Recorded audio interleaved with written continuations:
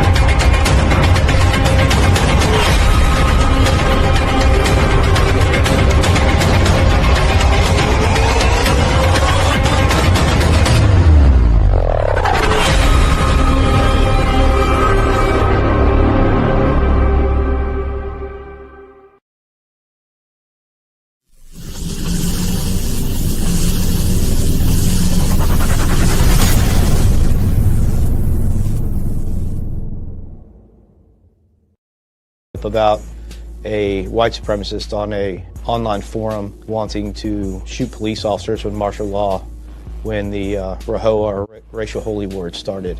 So we investigated him further. We noticed that he had made some threats to the President of the United States, the Attorney General. He's made several posts about wanting to make his AK-47 fully automatic, and before someone of the criminal element did that for him, we jumped in, made a profile saying that we would do that for him. There was not too much time to find a certified undercover. So Tom said, Keith will do it. And I told Tom, I said, Tom, I'm a little Lebanese kid, and he is a white supremacist. So he's like, nah, you can do it. So I was like, okay, I'll do it. And it just seemed fun. The paycheck came. During one of the lunches that we met, a bunch of the racial conversation had started, and I expressed my dislike for African Americans in office, the President of the United States. Everybody that I knew that he already disliked. All right, let's do it. It isn't an easy thing to suit up as a bad guy and go in and deal with somebody who you know is a bad guy, especially when you're talking about knowing that you have guns involved in the investigations. We know through history of law enforcement these types of cases have gone bad, and police officers have been injured and killed during them. Is there special training with the FBI to go undercover? Yeah, there is, but I don't believe I'm at liberty to discuss the training. Go down that road. Okay. Met with him again for lunch, and he had brought his AK-47 in a case. He wanted it to be fully automatic and semi-automatic so that he could take it to gun ranges and nobody could tell that it was illegal. So the gun went down to Quantico, and after the gun was made fully automatic, called up Doug Story, met him at another restaurant, and we did the exchange in the parking lot. You can see the hammer. I'm holding the trigger down. You can see the hammer just coming back up. I showed him how it worked and the changes that we made, the parts that we had put in. I mean, unless somebody really inspects this bitch, they're not going to know it's modified. Fuck no. So. When he took possession of the firearm, before he could get to his truck, he was then apprehended by waiting FBI agents and task force officers in the parking lot. Because he did not have a criminal background whatsoever, he was only sentenced to 12 months in prison. At that point, does he learn that you were undercover? Because of court, trial, discovery of evidence, he knows who was undercover, who was working for the federal government. He knew it was me. Did you worry about him being out? Or? Since I've been doing this for 13 years now, I can't remember all the faces of the people I've arrested, but the people you arrested will definitely remember your face as the person who took away their freedom. There's always that thought in the back of your head that that you'll get noticed out there one day, and who knows what will happen. There he is, the man, the myth, Loomis. the legend, back from vacation. What is going on, Keith? Oh man, just glad to be back, dude. Vacation was Vacation was definitely needed, though, my friend. That was the first time the wife and I have been away without the kids in probably 6, 7 years. 6, 7 It was years. good. Yeah, since I've been clean. So it was a good trip, man. We had a blast. I haven't got on a vacation, like a real one, like where you're away and relax. And I went to different states to do work like this, and I would go up to Boston, Rhode Island at times. But since before COVID, I haven't been on like an actual, nice, week vacation because of everything that's been going on. But I'm taking definitely out of here in August, so looking forward to that, my man. How was it? Everything good? It was great. We used to do like this all-inclusive trips, but kind of stayed away from those once I got sober. But it was good, man. Went down to Anna Maria Island in Florida. It's in Sarasota on the Gulf of America side, and it was fun, man. We had a good time. Nice, man. So, you know what? Isn't it a beautiful feeling? I used to be so afraid not afraid to fly. First time I was afraid to fly, but not having to have to worry about, like, when I used to go on vacation, I'm like, how the fuck am I going to get my pills? How am I going to get this? How am I going to do that? I can't even leave, this or that, and all that type of shit. And just being free and free of that internal prison, it's got to be a beautiful feeling, huh? There's home videos of my kids trying to wake me up on vacation on the couch, and I'm just in one of those. I'm out, dude. It's embarrassing. But yeah, dude. And then you remember the whole vacation. That's something I've never remembered. You know what I mean? And then you don't have to worry about waking up the next morning wondering who you got to fucking apologize to either. Because usually on those vacations, I fuck something up on a daily. Man, the worst for me though, man, was like when I would wake up the next day and your chest is just banging. And like it's almost like when you dream, you just see little slivers of like the night before.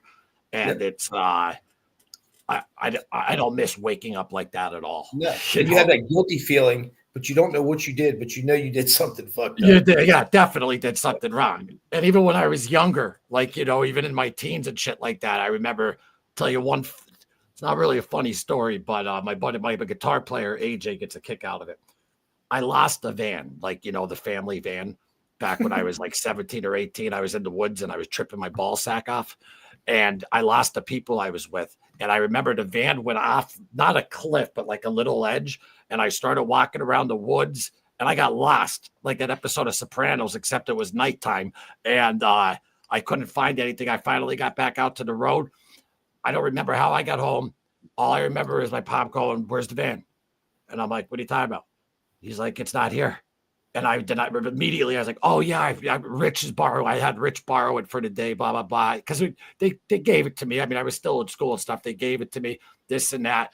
They think Rich is borrowing it. All of this, dude. It was on the fucking news. The helicopters, dude. They found the van, fucking like with both tires, fucking coming off. All I hear is, there's a party going on here. It was actually around this time. I think it was 4th of July. All my relatives are there watching this on the news when they think my buddy Rich has it.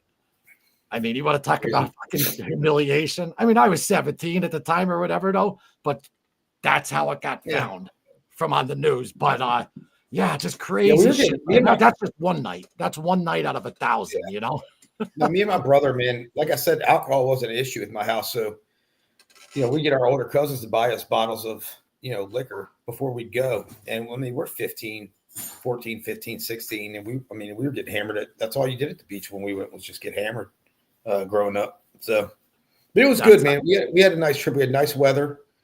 And at this point, we went to restaurant bars, listening to music. The wife got her little frozen drinks and I had fucking sweet tea or whatever. You know what I mean? It doesn't bother me anymore. No, it doesn't. It really doesn't. It was a good trip. Yeah, that's why I like out in Ocean City. I like going to Ocean City, New Jersey instead of Wildwood. That's actually a dry town where they don't have booze. But if you want to drink, though, you could just go right over to Atlantic City, which is right there.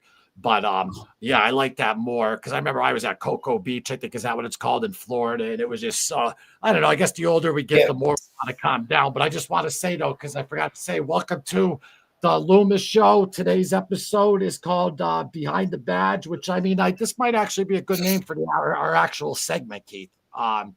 I like it. I'm trying to think of a way how to mix it up, but like behind the badge and then be like behind the fucking idiot. I don't know what I am. So, I mean, You're the brains of the operation, my friend. behind the badge and madman. But people hit that like button, subscribe if you're not subscribed. If anyone's new here, welcome. I seen you out there, La Senorita. Thank you for coming in. I know it's late out there in Germany. That's Bonnie Keto you said hello to. And I'm glad you're feeling better because I know that she was sick. And prayers go out to you. And thank you again, though. Sonny, what is going on, my man? Great to see you. Just going to say some hellos here real quick. Darren, my man, great to see you.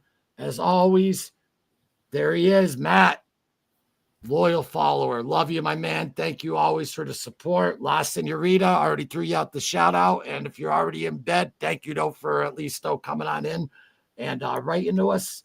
And Charlie McDonough, what's going on, my man? And 26 years, I was with the DEA task force. Do you know Charlie, Keith? I don't think so. I might have ran into him. I didn't do much with the DEA task force. We had another guy. I won't say his full name, but his name is Clay. I was asking because of that. Like, I didn't know if he came in though through that. But my point being is, Charlie, for example, next week, because we have guests, me and Keith are going to be hosting guests, and on the 10th, which is actually Wednesday, but I got to talk to Mike because we're switching to Tuesdays, right, Keith? Yeah. So yeah, guys, listen. We just started this segment. I think this is episode 4, and Keith had vacation last week. Wednesdays we're working, but anymore, it's Tuesday night, 7 p.m. Eastern.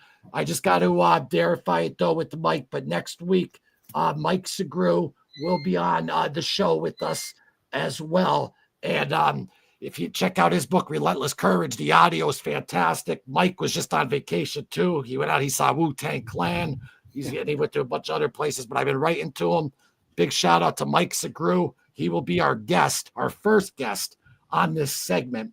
And that's why I was just saying to Charlie, if you ever want to be, if you want to come on and be a guest on the show, anyone for that matter, just email us and I'll put the email up right here. I'm going to get our own email up. That's a little more professional and easier to understand, but just screenshot that, my man, and throw me an email and we can book you. And I want everyone to understand that this is back to real quick, Loomis, back to the Mike Segru. That was one of the first books I read when I got sober, man. That's a good book. Really? Yeah. That'd be great to talk about then because I've been talking to Mike. He hit me up the other night. He was watching The Irishman and he was like, dude, it's totally different watching it now. I need to watch it again. That's what he said. He's like, it's different after meeting you and watching it and this and that. And then the next day, I think he went and saw Wu-Tang and stuff. But no, Mike's a great guy. If people haven't seen the episode, it's called Relentless Courage. It's up in the video section. Check it out. Mike had to take someone out on the line of duty. And he talks about the mental health effects that, what happened to him, how he was just basically still on the job. He wouldn't, like you, Keith, could have felt like, you got to keep everything in. You got to have that tough facade. And he would just get right out of the car if there was gunfire or whatever, like almost like he didn't want to commit suicide, but he wasn't afraid though to get killed on the job. Yeah. But reading his book, man, it goes back to the very first conversation I have. I really believe it's 50% the traumatic incident and 50% how his department completely fucked him. His department had nothing in place for that stuff. And he got no support throughout that whole thing.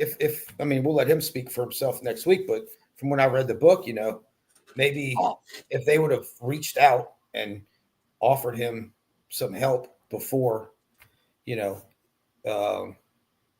before it got to where it got, and that's the stigma part that he talks about a lot. And I've talked about before is that these departments are just now starting to come around to the mental health aspect of this.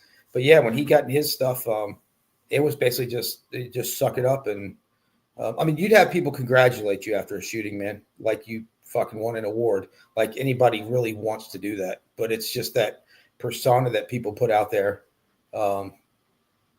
But 100%. yeah, man, it's going to be good. It's going to be good to talk to him. I've talked to him online a few times. Yeah, and that's why it'll be good to. Oh, there he is, right there. Next week. I just throwing him that, letting him know though that we're on though now, and anyway, so what I was gonna say is, so for instance, like Mike, and I mean you've been there, and all you guys been there. Kevin's been there with his incident. Kevin Donaldson from the Suffering Podcast. I am shocked that when something like that happens, that they don't immediately say, take some time. Do you want to talk to like a psychiatrist? Do you want to do this? Like, I can't believe that that wasn't a thing. What they make you do is they do make you see a psychologist, but they make you see the department psychologist. And when you go into that office, there's no way you're telling that guy the truth because you're worried about your job. You know what I mean? I'm not going to tell a department psychologist what's going on in my brain because they're going to say, you're fucking crazy. We don't think you should work anymore. And we're going to take your gun and badge and your livelihood from you. So, it's just, so like with the FBI during like undercover stuff there, you have to go twice a year you have to take the written psychologist test. Then you talk to another agent who's in the program. Then you talk to an actual psychologist. It's called Safeguard. And I mean, not to give it all away, but I knew exactly what to say to them. On the checklist, they're like, do you drink daily? No. How many drinks do you have? Yeah, see, I drink two beers every other. I drink 2 beers twice a week. And I'm, you know what to say to those people and what not to say to them. Because then if you're going to be really open and not like you have to be, that's the only way to cure yourself of that. And my man, Sonny, thank you. The fuse is lit. You will be blasting off in no time. You make a good team. Yeah, I know. Who would ever think me and what do you call it? And a police officer, worked at FBI and stuff, though. But I like the mix, and I love it. I deal with the underworld, but to me, it's fascinating what you gentlemen and ladies do out there in first responders and all that. And it all started with Kevin and then Mike. And but for real, the book Relentless Courage, check it out. That's crazy. So that's the first book that you read when you got sober. Yeah. That one, and then Kevin's book, Am I Crazy? Or Man, Am I Crazy? Is another great one. Both great books, man. Rafa, what's going on? And Sonny, thanks for saying that. No, I love it. Me and Keith are definitely here to stay. And Keith, I can't thank you enough though for doing this. Like I said, what happened, guys, was I remember Keith was backstage and I'm running around like a madman trying to get ready. And then we just hit it off like that. And I think you even said, like, before you came on, I think you even said that Kevin was like, I got to talk to that guy or whatever. And, yeah, man, it's just, it's because even though I'm a cop and you're Loomis, whatever that is. Yeah. We had the same addiction, man. The opiate addiction's a complete bitch. So once I heard you get into that, dude, it was just like, I got to talk to this guy because nobody really understands an addict like an addict. You know what I mean? Like, exactly. Therapists can think they know what the fuck's in our head, but they've got the only person that really understands is someone that has been in that personal hell and climbed out of it before, man. You know what I mean? And I don't look at you though like a cop. Like I don't, it's a job. You know what I mean? You're a human being. All of these are human beings at the end of the day. We all put our pants on it. That's why, like what Mike even said when Mike first started, I think you said the same thing. Just real hard nose, arresting everyone, this or that, though. But like the older you get, I used to be like, fuck cops, this and that, blah, blah, blah. But then when you get older and you really start realizing and start learning, and you guys are running into places, like I always say, saving people who you don't even know. And same with firemen. And going back to even like 9/11, like it's just, could you imagine all the first responders pulling up, looking at that, thinking how they're going to get hose lines all the way up. And to go in to while everyone's running out, and with the cops, the firemen, it's insane. You guys never know. You could be bullshitting with your partner. I mean, I know you're doing the canine yet. So it's just you and your dog, what you're doing now, right? Yeah. I mean, but we patrol. My point is, though, you could be breaking balls with each other, talking about whatever. Oh yeah. Did you see this show? Boom, boom, boom. At any second, every morning when you kiss your family goodbye, you don't know what the fuck is going to happen, man. Mm-hmm. Like, you know, usually people, you know, you have a job, you know what you got to do. You got to hit a certain quota. Like that's a lot of people. Like when I was in sales, that was my worry. Like, oh my God, am I going to hit my quota?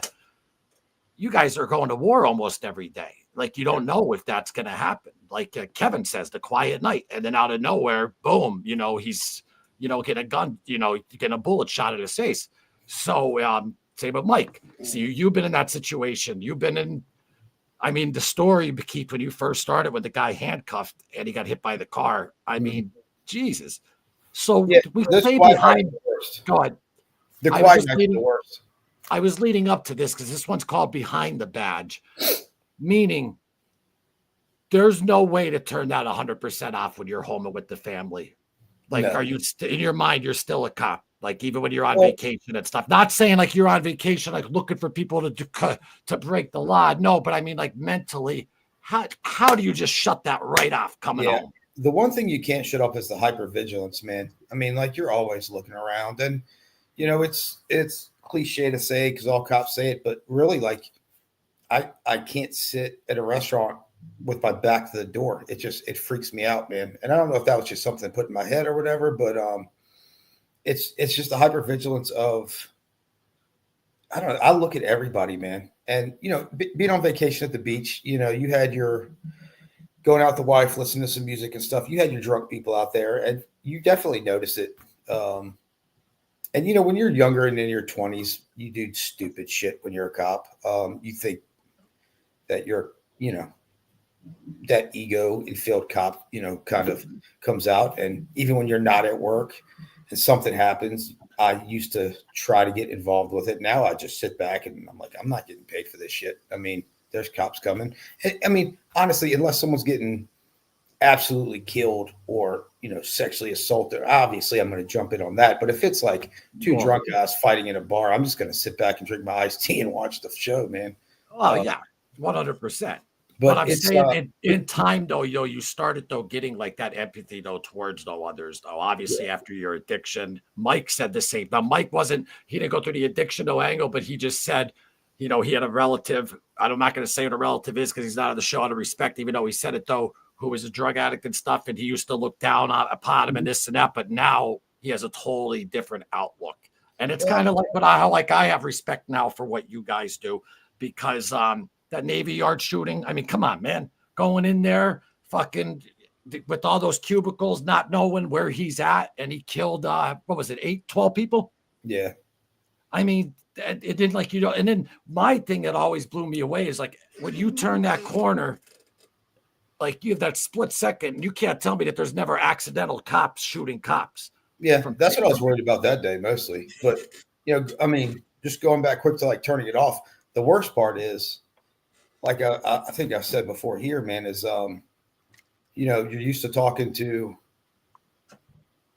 criminals, not criminals, but you're used to talking to people that are not having a good day. People don't call the cops just to say hi and they're having a good day. Either something's really bad's happened to them or they've done something really bad.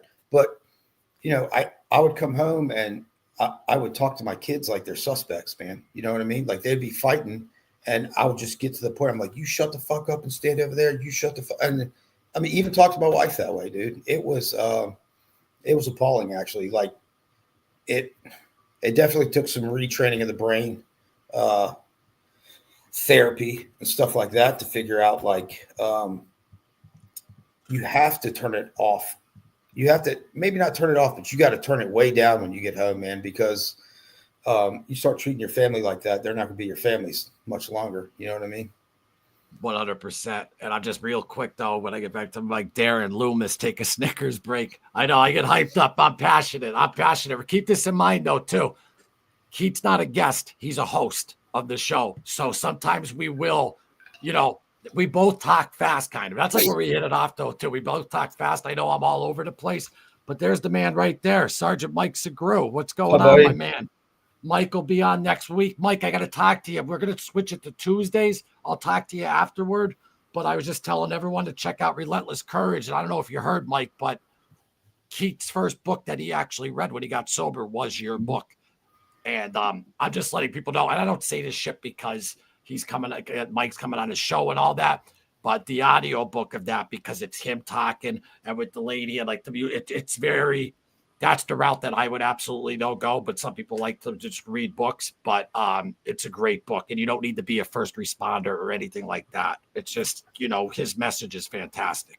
And I hate reading, to be honest with you. I think I read that book in like 2 days. But you know what? I might get the I probably will get the audio because I'm in a car a long time, and hearing like reading it as soon as I got out of rehab or very shortly after, I'd probably take more out of it 5 years down the road than I did, a couple years ago when I read it. So, well, that's the thing too. You know what? I used to always blare music and stuff, and the older I get, some Wu-Tang, Mike. I know you just saw Wu-Tang, but I used to always blare that, or whether it's Sabbath or whatever. But now when I go on long road trips, man, audiobooks are the best, man, because you just get into them. You're driving, and the trip just seems so much quicker. Or I would do podcast and watch, listen to podcast. But audiobooks for driving, man, are fantastic. Yeah, I listen to a lot of podcasts, like I don't know if you heard the Anti-Hero podcast, but they're like it's a cop and a military guy. But they spit truth on there, which is why I like it. Sean Ryan, stuff like that. I listen to those. Oh, Sean Ryan's my mate. I just watched an episode today with him. But yeah, man, it's gonna be good to talk to Mike next week. Yeah, I think it's gonna be a great episode because you guys with your situations, besides the addiction aspect, which really doesn't even matter. It's the same thing. When he went through what was going on through his head, he said the same thing. He had to hide that. And I know I ask this every week, man, but it blows my mind that there is no one there to talk to for help. And like you said, you talk to your psychologist, you have to be careful what you say, because then they'll be like, oh, he's unstable, blah, blah, blah, this or that. You can't be like with your normal, because I see a psychiatrist. I'm not afraid to admit it. If I didn't see a psychiatrist, forget about it. That's why after the plane crash, first of all, this is my first time flying into Reagan. It was last night, and I was a anxiety-ridden mess flying into that little ass airport. But that plane crash affected a lot of cops, a lot of firefighters, and a lot of people were coming up. I'm a union rep, so a lot of people were coming up to me being like, this should be a workman's comp issue.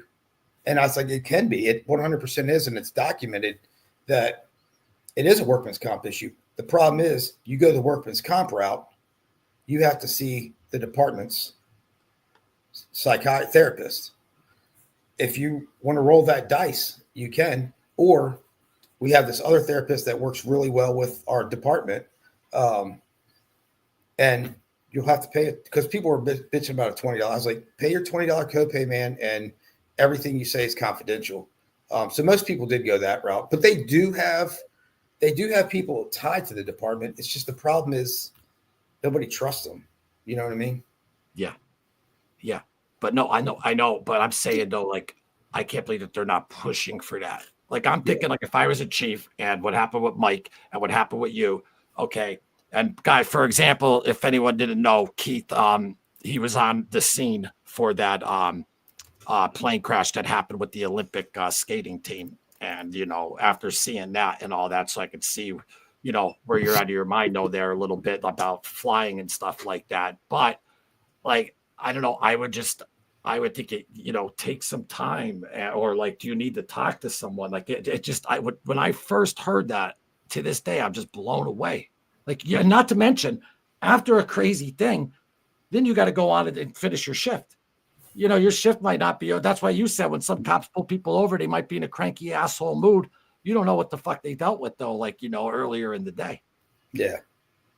Yeah. I mean, it's, people, you get this, you work a fatal car accident, and then 2 hours later, you stop someone going 90 miles an hour, and you're kind of an asshole when you go up to the window, and they're like, you don't have to be like that. Well, it's like, well, I don't want to work another one of those. So, I mean, it's, we're human, man. They say you need to be professional and blah, blah, blah, blah, blah. But we're human beings, and we're going to have good days, bad days, and stuff like that. It's not excusing cops having bad behavior, but, day in and day out, you're going to have bad days. But my point is, Keith, if they see something like that that's affecting their job, then they can't be doing their job the way how they normally should be, because it's fucking with their head. take the day, take a few days, Yeah. talk to someone. But now it's better today, correct? It's getting better, man. It is. It's getting a little bit better.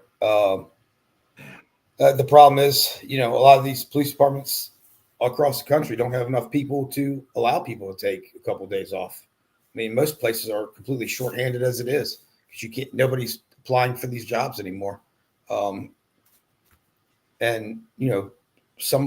a lot of the people that do apply to these jobs don't stay very long. I mean, it's like 5 years, and if you get 5 years out of somebody now, they usually roll out. But I mean, I understand, like, if 5 people work a horrible accident and you can't let all 5 people take off 2 days because you need people to work the next 2 days. So, I mean, I get it, but there's got to be some sort of checks and balances in there somewhere.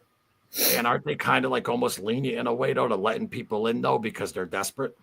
Like people that maybe that they, shouldn't be cops are just becoming cops for like a job. Like, we were talking about that. Isn't that the case? I mean, they're so shorthanded and stuff, like, that people are just going in there like, like it's a warehouse job or this. And I'm not putting out warehouse work or nothing. I did it for years. I'm just saying in general, like they're just going in for the benefits and not realizing, though, like, what, like Mike wanted to be a cop since he was a little kid, Segru. Yep. You wanted to be a cop since like you were young. So like, you just get someone that's looking for work and like, oh, I could be on the police force. But like, I don't know, man. It just blows my mind, man, that what you guys see, that there's really not, I mean, it's better though today, but that the help that you can't go and talk to someone is mind blowing. That blew my mind the most.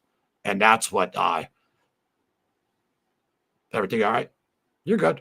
Yeah, no, you're good, Keith. No, something sounded like it was blowing up in my house, and apparently it's our washing machine. So, no, you're good, man. Don't worry. But I talk to all the recruits as they come in, and a lot of times I'll ask them, like, so why a cop and why now? Like, some people are, mid-30s, and they're like just starting. Like, were you a cop before? They're like, no, it's just hard to find a job, and there's good benefits. And then I ask them, because we do Reagan and Dulles and the highway in between. I'm like, why the airport? And a lot of times they're like, oh, because this is, a safe place to work. And I just laugh because they think the airport, because it's an airport or port authority, that it's a safe place to work. And I'm like, I mean, if it was a completely safe, it might be a little safer than DC or fucking Baltimore. But if it was a completely, safe place, we wouldn't have a SWAT team and a special operations unit and all kinds of stuff. Stuff pops off, especially down the highway, man. I mean, it's the main highway from DC into Northern Virginia. You pull all kinds of stuff over there, and you make one traffic stop, and you don't know who's in there. It's gotten bad before, so I just think a lot of people aren't completely thinking it through. But those are the people that stay 3 or 4 years, figure out that you don't just walk around the airport with a latte in your hand. And they usually get out pretty quick, but it's hard, man. I think the answer to law enforcement now, it's twofold. We don't have enough people to advance our training. So, all over the news, they're like, cops need to be trained on this, this, and this. And they're absolutely right. But we don't have enough people to not work that day to send them to that training a lot of times. I mean, I can't tell you how many times training's been denied with me due to staffing reasons. That and, make it a prestigious job again, start upping the pay a little more or more benefits or something. I don't know, but they need to make it attractive for young people to want to do this for 20 years. Absolutely. And I just real quick, though, because I just did an episode the other day on a review I did on my good friend Hollywood Wade Crime and Entertainment's channel. And if you guys, I'm sure, if you guys don't know about this channel, get on it. Wade interviews has fantastic interviews. And I know that was you, I see, right? Yep, there he is. Yo, what's up? Thank you again, though, for letting me use the footage, Wade. And happy you had a good trip in Vegas, my man. I just wanted to say thank you. Sorry, Keith. But thank you again, though, Wade, for everything. And I'll be talking to you shortly. But no, and Keith, besides the safety factor, too, I mean, the stuff that you see, I mean, that story though, when that happened, and you went over to the fireman whose arms were like this, and Yeah. he wasn't holding anything. But what did you do? You went over and were like, you did the right thing, like how it should be. Like, you Yeah. know, you Got him pretend out of he- there, man. And, we had a, So people would look down on people like that back in the day, right? Like, oh, you're weak. You're letting that bother you. Is that, but I guarantee you, a lot of the people who say that, they're fucked in the head, but they just want to act all courageous.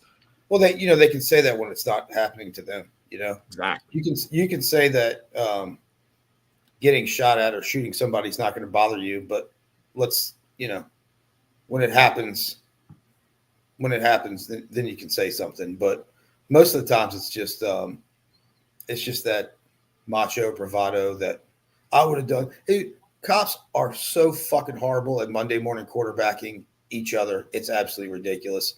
If a big arrest or a big event happens, I can't tell you how many times the next day they're like, Shibley, did you hear this, this, and this? Why did they do A, B, and C? I would have done C, D, and E. And it's just like, dude, you weren't there and you didn't have to make that decision right away. So, and look, I'm guilty of it too, man. I used to fall right into that talking shit. I would have done this, this, and this. Why did they? I mean, and you know what? I probably still do it sometimes. To be honest with you, if I see somebody do something stupid, I'll be like, why the fuck did you do that? You should have done this. But, in hindsight, I wasn't there, dude. I don't know what I would do if I was placed in that same situation. In my experience, just for people like on the street and stuff like that, the ones that always vocalize loudly about, oh, you bitch, or it's almost the same thing like with the fight. Like, I remember one time I was in a bar and someone was screaming in my face, I'll fuck you up. But right then and there, I know he's scared because why is he screaming? And I just said, okay, let's go out. I'm not trying to be a tough guy. He's like, I was calm. I go, all right, let's go outside. And he just like froze. So usually like the people though that say that a lot, almost in the genre I'm in too. Some people that like always are like rat, rat, rat, rat, rat. They ended up cooperating, and they just that's why they use it as a shield. So that's why they vocalize it. I think it's an insecurity, and they just throw that out because they. But didn't you say though after you did finally talk or something that there was a lot of them though that were like happy about it or so I could have sworn that and you were like I was feeling the same way. Like didn't that happen? Yeah, a lot of people did, and so I think I mean, I'm not out here trying to fucking like toot my own horn or nothing, man. But my cop resume kind of spoke for itself. You know what I mean? Like I've done some shit. I wasn't one of the people that just didn't get into anything.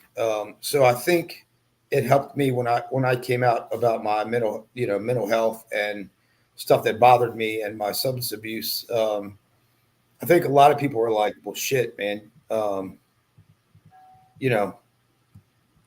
You've done a lot and you're coming out and saying this. And I think they appreciated that. Now, that people talk shit, man. You're always going to have your people talking shit. You have people talking shit about me now doing like this stuff, man, that, oh, you're just out there,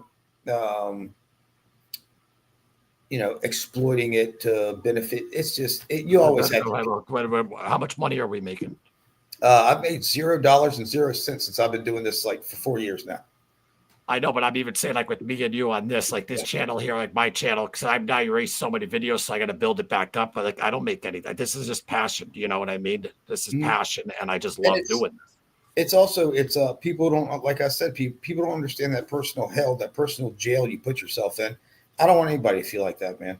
I don't want any cop to be in that situation I was in, and if I can help them not be in that situation, it's that, and I did so much fucked up shit when I was using that I didn't get in trouble for.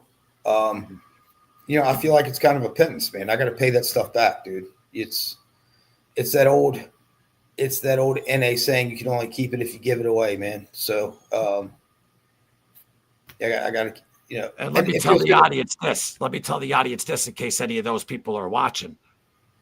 You told me, and I'm not going to mention where or whatever, that you went on a public speaking thing and that you actually could have got paid, but just ticket route, just get my plane ticket and come back. You know what I mean? Where you deserve that because you're giving your time. So it's okay if you make Yeah. money, but you turn that down. So what you're really doing is helping others. And even if you got paid, I mean, you should for your time. I'm just saying though that you didn't. So that's how I know that, you know, you're genuine though about it. And you know, it's not about, oh, I'm making this money or making that money. You know, you said, just give me my plane ticket and this and that. And you just, you know, you're away from your family and, you know, you're doing your, you know, taking time to help others. There's nothing wrong with being paid for it. But the fact though that you didn't, I mean, speaks volumes. It's just what you like to do. And I think personally, Keith, it's kind of therapeutic for you though to do this. It is. When I go out speaking and I tell them that it helps me more than it helps them, I'm not fucking lying. It does two things, man. It helps getting it out again, you know. But the other thing is cops are ego-driven people, man, and I'm an ego-driven person. And the more shit I talk to more people, it's in the back of my mind, like, well, you can't. I don't want to be the one where everybody's like, oh, he talked all this shit and then he fucked up again. You know what I mean? So yeah, it helps keep me clean, man. It helps keep me from drinking, especially like on vacation. I've talked to people in, I don't know, man. I haven't done a lot out of state, maybe 5 or 6 states, but talking at the National Academy at the FBI, you know, there's police officers from all over the country and all over the world from other countries, man. I don't know if one of them is sitting at the restaurant in Florida while I'm on vacation. You know what I mean? So that's just like in the back of my mind. It helps keep me straight. Every time it helps keep me straight. The money is one thing, and you know, maybe I will take one someday. But when I told you that story about that one officer and he told me on the way to rehab, he would have killed himself if I wasn't open about my addiction. You can't put a price tag on them. So it's good stuff. Sorry man. about that, buddy. I think, you know, the Wi-Fi screwed up though, but if you want to say that though. So you saved those somebody pretty much though, like, you know, from arrest or whatever. They came up to you and they said, thank you though so much. Or you took them to rehab or something though like that. Listen, it's definitely better to give to receive. Like I was just at Turkey Hill and I do like my once a week. Like this is my drug, a Monster Energy once a week. And they're like, oh, do you want to donate a $1 for the Cancer Society? And I think it was like $13.96 was my order. I gave him a 20. I said, keep it. You know, and you just have like that little bit of good feeling. Who knows if it's really going to go there? This was at a Turkey Hill mini mart. But I mean, every time I give, definitely better though to receive. And I'm not just talking money. I'm talking in general. When someone calls you up who needed help, and I helped like get them into a rehab because I have a lot of contacts to help anyone who needs to get into a rehab. You don't need insurance. Contact me if anyone needs help. And then they call you back up, you know, in time. And that's what keeps you sober. That's what keeps, you know, that's the one thing I agree with the 12 steps on. It's just some of the rooms I'm like, because I said it last time. I want to keep saying this to people. I don't care if we have 2, 3 years, 10 years, 20 years sober. All we have is today, obviously. So whoever woke up the earliest is sober the longest. But sometimes people go to AA meetings. That's great if that's what works for you. Me personally, I need one-on-one talk to psychiatrists. I talk to people like Keith, Kevin, Mike, people who are, you know, my good buddy Olin Morris. Your circle is important too. But if you have a slip, like let's say, Keith, that you had a drink on the vacation, then it fills you up with all that guilt. And then you're just going to stay drinking and say, oh, well, I lost all that time. I disagree with that. If you get right back up and get back on the horse and don't fuck up your life and all that shit, I don't think they need to make you feel like, oh, you got to start over on a desire chip. And I'm not just saying that for like an excuse or a reservation to use or anything, but I just think that because they even say it at AA. They say once you get a cup full of AA and you feel so guilty if you use. And then what happens? You're like, you look back at all that time and you say, well, I blew all that time. I might as well just have another drink again today. Fuck that. If you get back up on that horse, you didn't lose that time. In my eyes.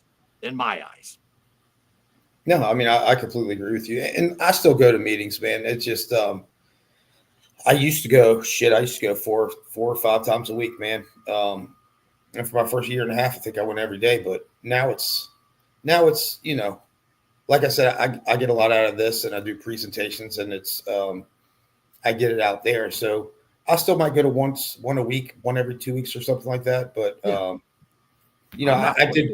did build a community there, but some of the stuff, it's starting to, I'll tell you this. I went off in a meeting, a month ago or whatever, because I used to go 4 times a week and then I didn't go for like a month. Nobody called, dude. Nobody was like, hey, you know what I mean? So I'm like, I thought we were all like this. And if I saw somebody regularly going and then they weren't there for a week, I'd pick up the phone and be like, what the fuck's up, man? You need something? You know what I mean? So it wasn't that. I'm like, so it just made me start thinking. I'm like, man, I don't know, man. I still have my sponsor. And I talk to him on the regular because he's like my sober Yoda, man, you know? I want to just get this out there because what I'm saying, if it's helping you, other people out there, that's great. I'm not saying there's anything wrong with it. I'm just saying that for me personally, yeah, I worked on those steps. I did, I talked someone out the fourth and fifth step are like, they're the ones. Well, obviously, number one, I mean, you got to admit that you're powerless and, and then you got to find a power greater than yourself and all that stuff. I think people who don't even drink should just live that way, or at least don't do those steps. Yeah. And I like how I remember I stopped going after I was like sober for about a year. And my buddy's like, why aren't you going? And I'm like, dude, I'm good. Like I'm with you guys. I'm talking to say, he's like, no, you go to help the newcomer. And I get that. Yeah. And that's what it's about. But I still do help people though in my way. And I always say everyone's sobriety is their sobriety. If NA works for you, fuck yeah. If AA works for you, that's great. If talking to a psychiatrist and just having a good circle of people looking out for you works for you, that's fantastic. That, it's just, I had that attitude where I got thrown out of a meeting once. Like, I think I might be the only guy around there who got thrown out of a meeting for getting in a fight, like almost a bar fight in a meeting. No, you're not the only one. Because the guy, though, was like, they're talking about someone missed, they didn't show up to a meeting one day and the guy's there all the time. And like, they immediately assume, oh, he must be, and they said it out loud. And like, I snapped. I was like, man, maybe something happened with his family. Maybe. And guess what? Something did though happen. So like that whole, it's all, every room's different. Now the rooms in Philadelphia, I pay admission for. When I lived in Philly and was going to AA, you want to talk about meetings. I mean, I pay $20 to go to these meetings, man. I mean, I didn't. I'm saying, no, I would. Because, go Washington, D.C. Yeah, I'm sure too. Yeah. But I'm saying every room is different. So I don't want people thinking that I'm putting down no Alcoholic Anonymous. I'm not. I just disagree that if you slip up one time, then in your mind, you got to look back at it. If you had 2, 3, 4, 5, 10, 20 years, that all that time's gone. Yeah, it is gone if you keep doing that. But if you get right the fuck back up and get back on the horse, don't beat yourself up over it so hard, because the beating yourself and the guilt is going to take you back to just keep drinking and then drugging. And you know what I'm saying? Yep. I didn't realize. A lot of people figured, I know somebody that had, I think, like 12 years and they had a medical procedure and then, was like, well, I'm already taking them now. I might as well just, that time's gone. So I'm like, I had two spinal fusions in recovery. I had to take opiates during but after both my surgeries. The first time I didn't have to take so much. The second time it was bad enough where, and I told all my doctors know that, I was addicted to that stuff. So it was during COVID and the doctor came in because I told him, if I can help it, I don't want to take a lot of opiates. And dude, I woke up, it was supposed to be outpatient. I woke up in a hospital room and I immediately knew I was fucking high. And it was the best. I was like, oh, it's like my old friend giving me a big hug. Yeah. And the doctor came in and I'm like, Doc, what the fuck? And he goes, Keith, a normal rupture is like that they take out is like 3 to 5 millimeters. He goes, yours was 13. He goes, you need that right. And he put me on a Dilaudid drip and it was just like off in space. But so I had to take some going home, but it's being responsible, man. I gave them to my wife. she counted it, gave it to me when I needed it, wrote it down, and it was all good. But yeah, I mean, I didn't lose my time because I had to take an opiate for a surgery. Yeah. It's No. great. Yeah. No. And if you take them correctly and responsibly and all that, and because that's the thing though with me, like, you know, I always think, man, what if I lose a leg or something, or get a crazy car accident? I can't take anything like that. If you, that's normal civilian shit. If as long as it's taken responsibly, if you're in agonizing fucking pain, I'm saying in the hospital, Jesus Christ, then no, you don't lose your time. And listen, who cares what anyone says? It's all about how you feel and what you think. You know yourself. And you got some of those 12-step not there, like you took NyQuil because you were tired and not because you were sick. And I'm like, oh, come on. That's what I'm saying. The judging and assuming shit. And I have a temper. I do. I'm working on it. I don't know how to shut the fuck. Like if someone says something like, you know, like I'll raise my hand in a meeting and I'll be like, fuck you. And then one time how about this, Keith? I worked for a place called Passions. It was in York, Pennsylvania. I was running the house. I would drive them to the center and then drive them back to the house. And then I would take them to meetings. I end up going to a meeting with the people there. Remember now, I'm the house manager. Mm-hmm. I drive them to the meeting, and someone finally, who we lived with, raised his hand, and I couldn't believe it. I was like, yes, finally. And he's like he was like a biker type. You could tell he's a street type guy, quiet, but he started talking and he started cursing. And like the guy immediately goes, whoa, whoa, whoa, watch your mouth, bah, bah, bah. And that dude's like, this is the first time I talked, whatever. He got out. I got up and I was like, fuck you, like to everyone, you know, and I'm the worker there. Why would you say that to him? Because he said a curse word. You don't know if what he was about to say is going to save his life. We're all grown men. I mean, listen, and they're not even sins. If it's in a church basement, whatever, they're not sins. They're curse words. And if that's the way, if the guy felt terrible and he's like, I'm never talking again, I couldn't believe that he rose his hand. But he said, fuck. And they're like, you know, the guy had the fucking hammer. Whoa, whoa, whoa, stop. And I fucking went off. And then, you know, they called me up and they're like, you can't be doing, I didn't get fired or anything. I got fired from that one for a different reason because I ended up though using after a while, you know, because I was playing the, you know, I'm sober. I was a fraud for a while, like from 2017 to like 2019. I was a fraud and, you know, just white knuckling it. But my point being is, I am not putting down that program or any program that works for anyone. The whole message that I think we're both trying to say is, if God forbid you slip up, do not feel like you lost all your time before. And regardless of that, we only have today.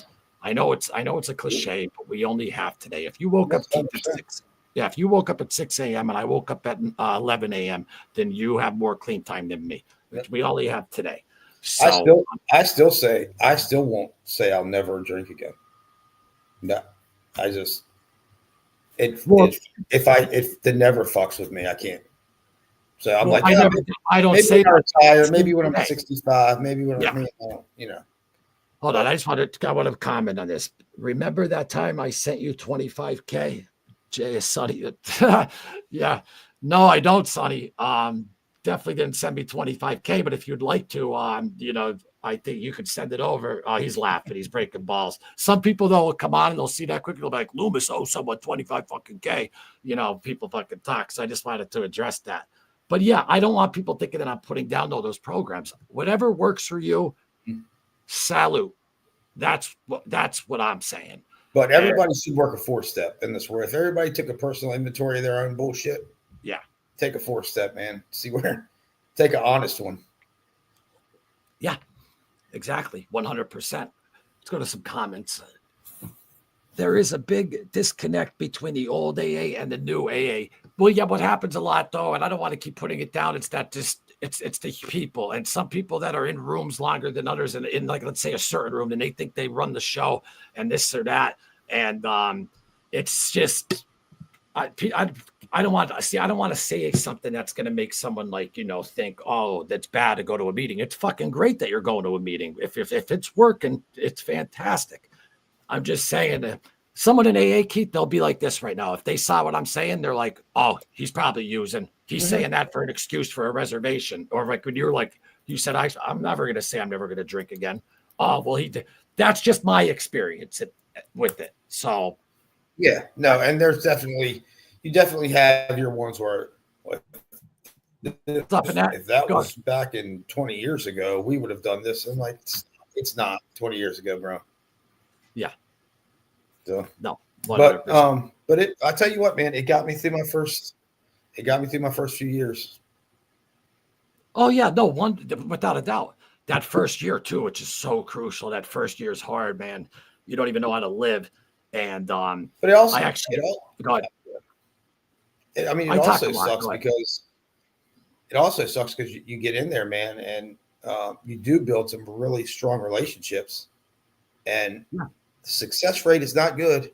And you go to a lot of fucking funerals, man, and you have a lot of people.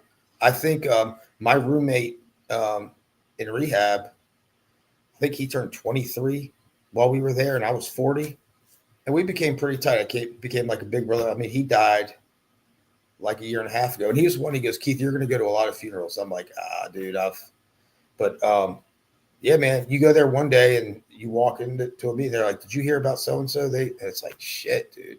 Yeah, it's a lot of young people, man. But they go out one time, and that's and they get that tolerance goes down, and then they go and they get a bag, and it's fucking fentanyl, and then boom, they're gone. Yep, happens all the time, man. We had this one girl, she used to come in with her little kid, her little baby, and it was like one day she wasn't there, and they were like, I was like, God damn, man. I know. It's tough, man. And that's what my father even said to me. He's like, I'm 75 years old, and you've been to twice as many fucking funerals that I have. And that's the truth. Like almost all of my friends I grew up with, like my real close ones are gone, except for a few. And it's just terrible. It's terrible. No parents should have to bury their kid.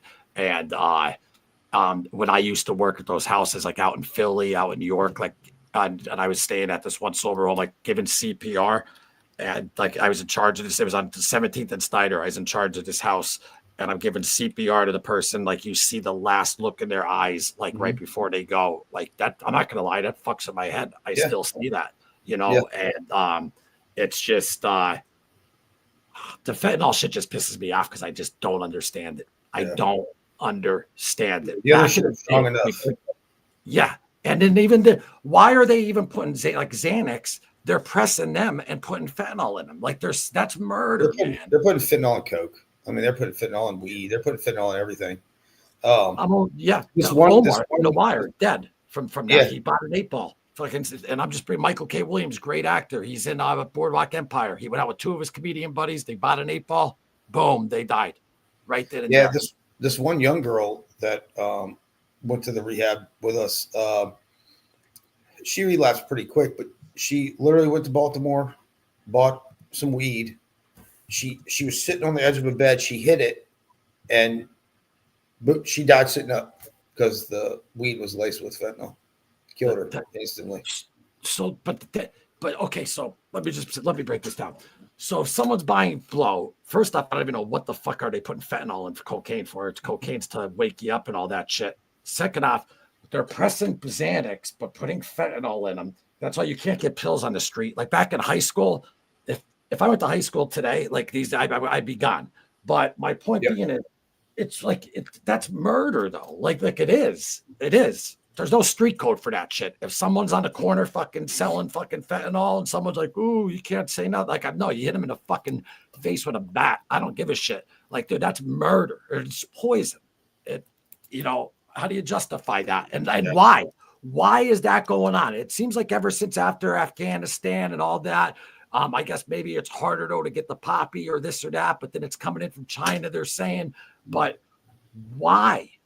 Like, I know we're not going to find the answer, but why do you think though they're doing that? I don't understand. I think they're doing it because they believe it's more addictive. So it addicts their customers quicker, even though it's killing most of them. It kills them quicker. It's stupid, but I think it's because it's so addictive. Like, so if you buy Coke with fentanyl in it, but you've never done opiates before, you're done. Now you got to. But if you don't die, Now you've got an opiate customer. Now you got someone buying fentanyl every day instead of Coke once a month. I know, but that's a fine line, though, man. Yeah. Like if you don't die, because first off, you want to sell a product that brings your people back, and I understand what you're saying. They get addicted up to that or this or that, but people who never did it before, I know so many people who did coke who never touched an opiate, unless maybe they got a tooth removed or whatever. Like there's so many of them out there. If that's your first time doing like an opiate with no tolerance, and you're dead. And that's what happened to Michael K. Williams. That's what happened to fucking thousands of other people. I just don't understand it. I like, you made a good point, but it's people die. They're dead. Like I don't know, man. It just aggravates me. I get passionate about that because pull Annette's comment up. I'll hit that one real quick. Hold on, I'm going through it. I don't know why my thing is saying okay. I accidentally hit the wrong one. What's the name, Keith? Annette Woods, biggest drug dealers are Big Pharma. I know many addicted to Big Pharma. The one before that. She wrote, I'll read it to you. She wrote, biggest drug dealers are Big Pharma.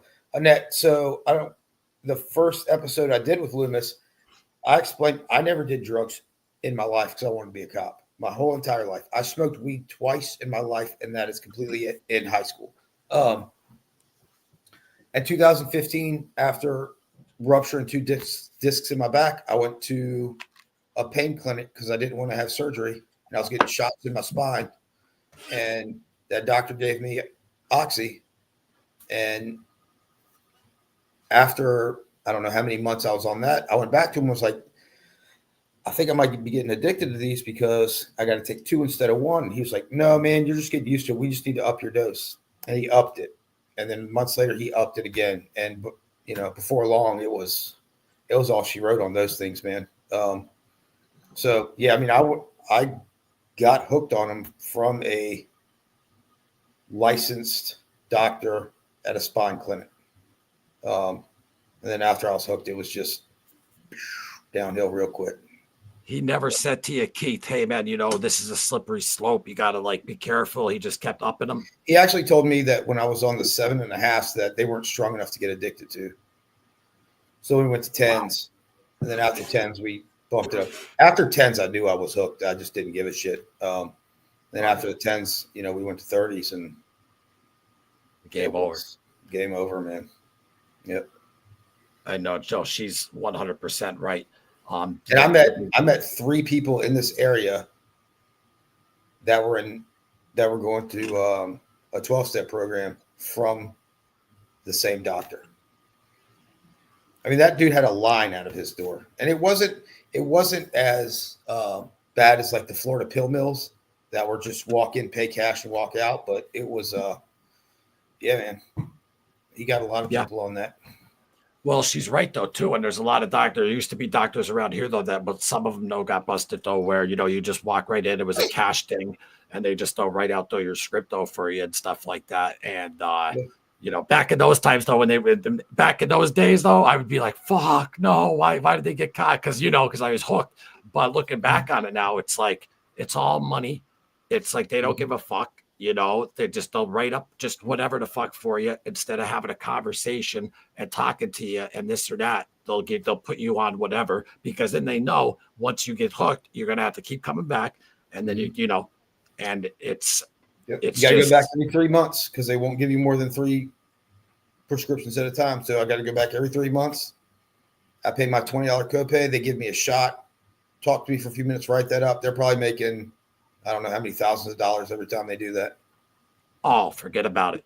Forget about it. I mean, even psychiatrists and stuff like that, though. I mean, Mayan's fantastic. My guy, though, he wants, you talk to him. But my point being, though, is that there's a lot, though, that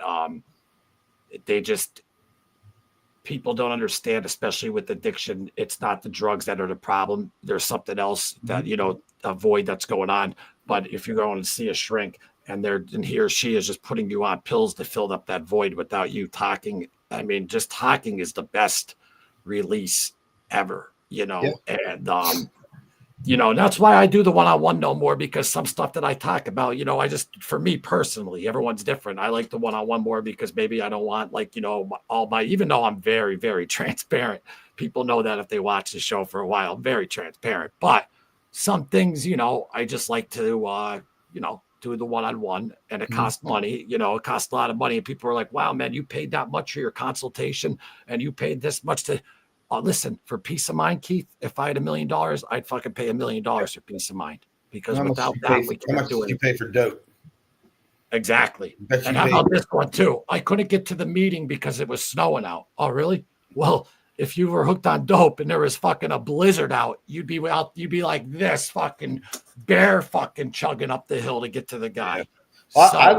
I like one-on-ones and kind of stuff like this, because if I have a bad day as a cop, dude, I'm not taking that to a 12-step meeting. I mean, half the people in there talk about fuck the police anyway.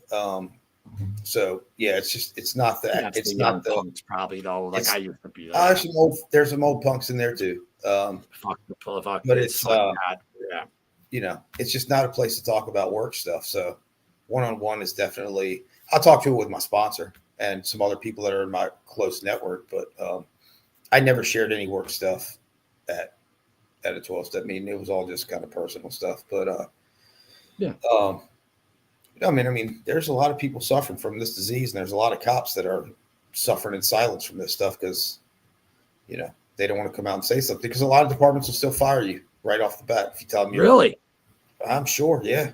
If you come out and tell them that you're addicted to alcohol, I mean, especially like the pharmaceutical stuff, dude. You know how many cops are addicted to fucking like Adderall? A lot. Oh, Xanax. And college students, Adderall. Listen, Adderall is just cocaine in a pill. Yeah. I remember one time I ate like a 30 milligram when I was up for like fucking 2 or 3 days.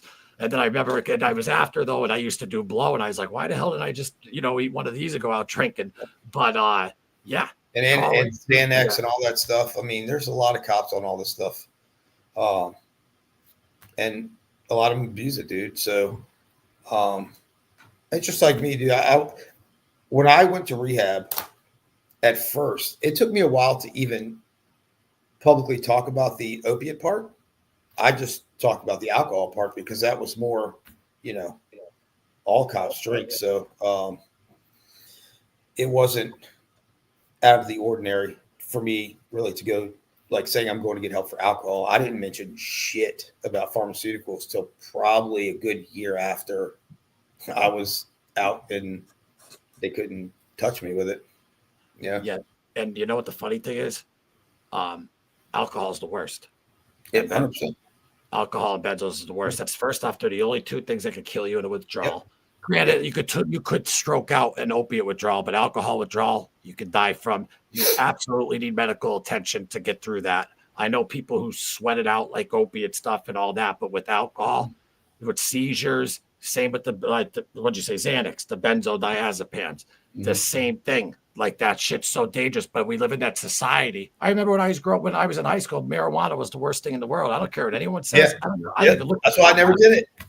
Yeah, but I don't even look at it as a drug because I know so many people now who have their card and they're off of the hard shit. And now if you're smoking weed every day and playing video games and not being a functioning member of society and it's ruining that's one thing. Mm-hmm. But I mean, if you find a strain that you smoke and it just, and it keeps you good and you're off that heavy shit, listen, we're so brainwashed because alcohol has been legal for so long and this and that. But all I know is every fucking thing I did stupid and insane was definitely alcohol driven. Every car accident I got into, I never even bumped a curb without booze in me. Booze is fucking terrible. And it's just, it's socially acceptable because of the legality of it. The wife and I had this discussion. My son's 19, but when he's in high school or whatever, we busted him with some weed. And I was just like, I would probably rather him do that than drink liquor, to be honest with you.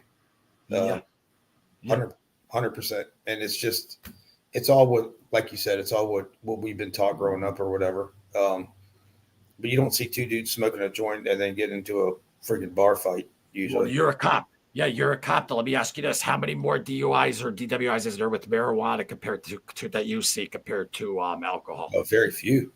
Yeah, Yeah, very few. I see a that lot test more. got to be hard, right? Because it's not like Well, you got to breathalyzer. do. No, it's basically kind of the same test. But you gotta draw blood. Um, but the other thing with weed is hard, man, because if you're a regular smoker, you could have smoked nothing that day, but you draw blood and it's still in your blood. I don't know how they measure the content of THC in your system, but dude, we have a lot of DUI. Yeah, most of them are alcohol, and the second one after that is opiates and benzos. And Keith, first off, that test is so hard on its own. I'll tell you a story. Me and my ex-fiance are in a car, right? I had like 3 or 4 beers, and I'm driving to her car. And this was during, what do you call it, COVID. This is before I went into rehab and all that stuff. But I had 3 or 4 beers, and it was the first time I drank in a while. I got pulled over, and I was definitely going to jail. I was, because it was too many DUIs. I was like, I'm fucking definitely going to prison, blah, blah, blah, this or that. I can't believe I passed the test. He's like, all right, count to 100 right now. And he puts on his phone. And I guess he has a timer. And he goes, stop. I stopped right at 99. That one-legged shit, because I'm pigeon-footed anyway. Somehow I passed, but he wouldn't let go. He gives me the breathalyzer. I blow a 0.0003. It's like 0.8's the limit. Yeah. He still tries saying, okay, we got to take the car, have someone pick you. I go, what the fuck are you talking about, man? Then all of a sudden, he was one of those guys. He's like, do you smoke weed? I'm like, well, yeah, at nighttime, I like to have some weed. I smoked though that day, I'm not gonna lie, but I like to smoke weed at night and play the piano and stuff like that. So that's how I got away from it, because out of, he just wouldn't stop. He was relentless, and she's in the car screaming at him. I'm like, shut the fuck up. And even the other cops like, man, what are you doing? Leave the guy alone. Like, he was just desperate, man, to get me. And then after I passed the test, he gives me the breathalyzer, 0.003. He's still all over right there. Okay, you're good. Drive home. But no, did you smoke? Did you do this? And this was just, I'm not saying all cops. This was just one cop, though. But that test, and I wasn't bombed up or anything, 3 beers. But that test sober is fucking hard enough. Yeah. Loomis, on the cops' behalf, and I'll give you the other point of view. That's a tricky situation, man, because even though you're an 003, if you appear intoxicated off some other substance, and he says, okay, you can drive home, and a mile down the road, you run off the road and kill a family of 4, he is now liable for letting you do that.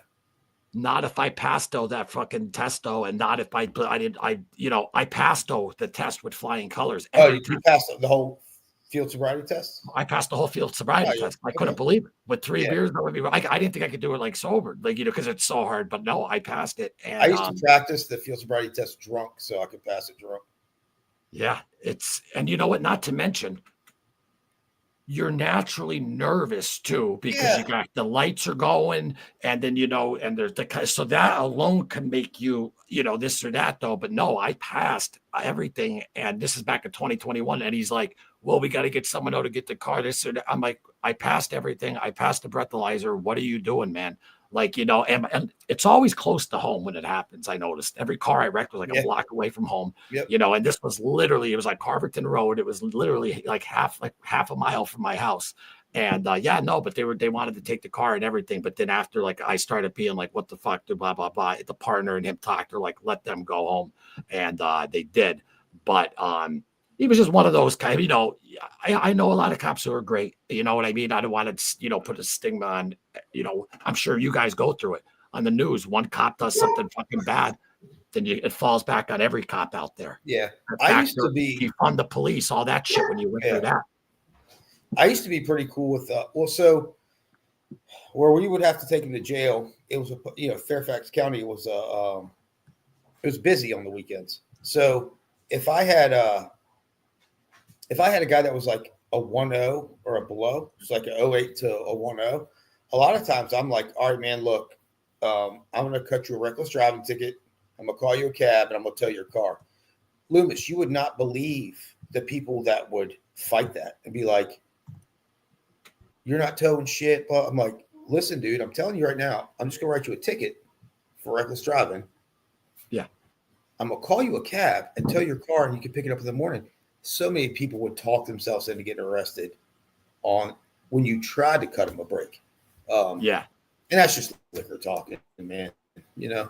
But I remember this one kid, and he was driving mom and dad's Beamer, and he's like, "There's no way you're towing this car." I'm like, "Listen, man, I'm going to tow the car and get you a cab home, or I'm going to take you to jail and tow the car. Either way, the fucking car's going." And he wouldn't let up. And I was like, "All right, man. I mean, I don't know what to tell you at this point, but I guess you're going to go to jail." Yeah. But yeah, man, but once you work a few bad DUIs, it's you start. Well, listen, I don't blame him in a way, because drinking and driving now, when I look back on it, it's terrible. All the nights, dude, when I could come home, I'd be like, how the hell did I get home? I actually drove home, and like not remembering that is scary. Like, and you guys probably seen so many wrecks, all you ladies and gents out there who wear the badge. I'm sure you've seen so many wrecks from people drinking that, you have to take it extremely serious. So I do understand that aspect. I was just saying, no, I mean, I passed the test with flying colors, except for the 0.0003, whatever, but just still pass. But yeah, it's I understand where you're coming from. You got to take that shit real serious, because I had one guy with Ubers out there, just call an Uber. Like really right now, these days, there's really no excuse to drive when there's Ubers so cheap. But I remember this one guy stopped him. He was in a work van. I stopped him for like speeding or something. It wasn't even driving behavior. And I went up to the window, and the alcohol hit me like a fucking ton of bricks, man. And I got him out. He passed every field sobriety test. I said, "All right, man." I said, "I've got to offer you a preliminary breath test." If he said no, he would have been on his way, bro. I said, he took it. He was like a 2.8. And he told me, he said, "I'm a functioning alcoholic, man." Because that dude passed every fucking test except for like the preliminary breath test. And I was like, "Look, dude, I'm gonna cut you a ticket. I'm gonna cut you a ticket, and I'm gonna tow your car." But yeah, he passed everything. It was crazy. Is that your partner? Is that your partner right here? It's probably my son fighting with my retired one, the big shepherd. Oh, you got a retired one too? Yeah. Yeah, that's cool. Because I mean, I always wonder that too. Like, that's great though that you get to take them home though. I mean, because I'm sure you develop such a big bond with them. It is. I mean, you're with them every day. I love it. So my first dog, Max, the big shepherd, he's a shepherd mound mix. He's like 92 pounds. So we go to Lackland Air Force Base. Is where we go through our canine program. Yeah, that's Max right there. We go through Lackland Air Force Base. I don't fuck around, Keith. I'm prepared. We go to Lackland for 12 weeks of their EOD bomb dog training. And he's a great dog, but he sucked at bomb detection, man. Like, I brought him home. It was right when COVID hit, and he was good. Like, if there were moving cars near him, he wouldn't work. And you're at an airport, so there's a lot of moving cars. So after about like a year of trying to fix him and stuff, it was just a liability, man. I was like, he can't do it. So I had him for about a year and a half, close to 2 years, but I had to send him back to Texas. It ripped my heart out, dude. I was already attached to that dog after a year. I mean, I never cried like a bitch before in my life, but so I had to send him back, and I'm like, I asked him, I said, "What are y'all going to do with him?" And they said, "Well, we're going to try to fix him and send him to somewhere else." I'm like, "Why aren't we just trying to fix him up here?" You know what I mean? But I had to send him back. I went down there back to Lackland to get a new dog. And out of 200 dogs, they put Max, the dog I had to leave, right next to the new dog. So I had to walk by Max every morning to get my new dog. And he's like yelping, like, "What are you doing, dude?" But it all worked out where he failed retraining, and I got the first option to adopt him. So he was down there for about a couple of months. I flew back down to Texas and picked him up, flew him back. And now he's just living the good life as a house dog. Yeah, I lost my Aussie 5 months ago, and that was like my life, always on my lap, even during the show. Like, she'd always be right here for 13 years on my lap, and I never cried. I cried harder for her than even like humans. Like I did. Like I lost it, and I still to this day like I'm waiting for her to scratch on the door because she used to do that when I used to do the shows, and I'd have her bed set up right here. And it took me a while. My good friend Linda Scarpa, Greg Scarpa Senior's daughter, she helped me a lot with dealing with it because I had, and so did Lala. I want to throw a shout out to Lala out there. I couldn't take the ashes out of the bag and like put them like next to my bed and shit. But now I did, like, from like talking to them. Like I had her in the bag probably for like 2 months before I could even take her out. And now, I'm not going to lie. Sometimes when I wake up and I look, boom, like, but I mean, animals are the best. Dogs, I don't even think we deserve. No, like they're the most loyal, per unconditional love. Anything in the world, man. You could beat the shit out of this dog, they'll still come. Like, don't do that. But no, I have to put up baby gates when I do stuff like this because they will be up my ass, both of them, the whole time. And we were going on our vacation. I think 6 days was the longest I've been away from both of them, and they went ape shit last night when I went home. But it was yeah, man, and it's therapeutic, dude. Instead of being at work and just dealing with people yelling and then being by myself in the car, you got your dog, go out and play with your dog. It takes your mind off all the bullshit, really. Yeah, 100%. Well, and I can't even, I'm still at that stage where I can't even think of getting another one and stuff yet because I just feel like, and Linda even said to me, she's like, nah, but your dog lives in another dog and stuff like that. And she said a lot of good things to me. And she was just telling me stories that she did. She's a big dog lover, obvious. And, she just said a lot of very thoughtful things that resonated with me. But same thing when we talk about mental health. You got to talk it out. I would have had her in the bag still if I didn't talk it out. And now with that's everything in life. The best medicine is opening up your mouth. You don't got to be a tough guy and fucking think you got to hide everything in. The true tough guy is the one who could fucking admit that he's got a problem or he's hurting inside. My father's generation, forget about it. He just calls me a pussy. He just calls me a pussy. But I mean, have you seen the movie A Dog's Purpose? What's it called? A Dog's Purpose. It's a kid's movie. Don't watch it, dude. If the dog dies, I can't watch it. It's crazy, man. And I'll just give it to you real quick. It's about a little kid that gets a dog. Then as he gets older, the dog dies. And then the dog's spirit goes into this dog, this dog, this dog, and this dog. And then when that guy's like an old man, he gets a new dog, and his first dog spirit's down. It's crazy, dude. I cried like a baby the whole time. Yeah, dude. Like, what's wrong with you? I'm like, nothing. After fucking Old Aladdin, is it called Old Aladdin? Aladdin. Yeah. Yeah, that movie, man, where the dog got rabies and no, not Old Aladdin. No, Old Yeller. Old Yeller. Yeah. Old Yeller. I watched that. And listen, I could watch 57,000 humans get their heads blown off in a movie. When a dog goes, forget about it. Like I'm done.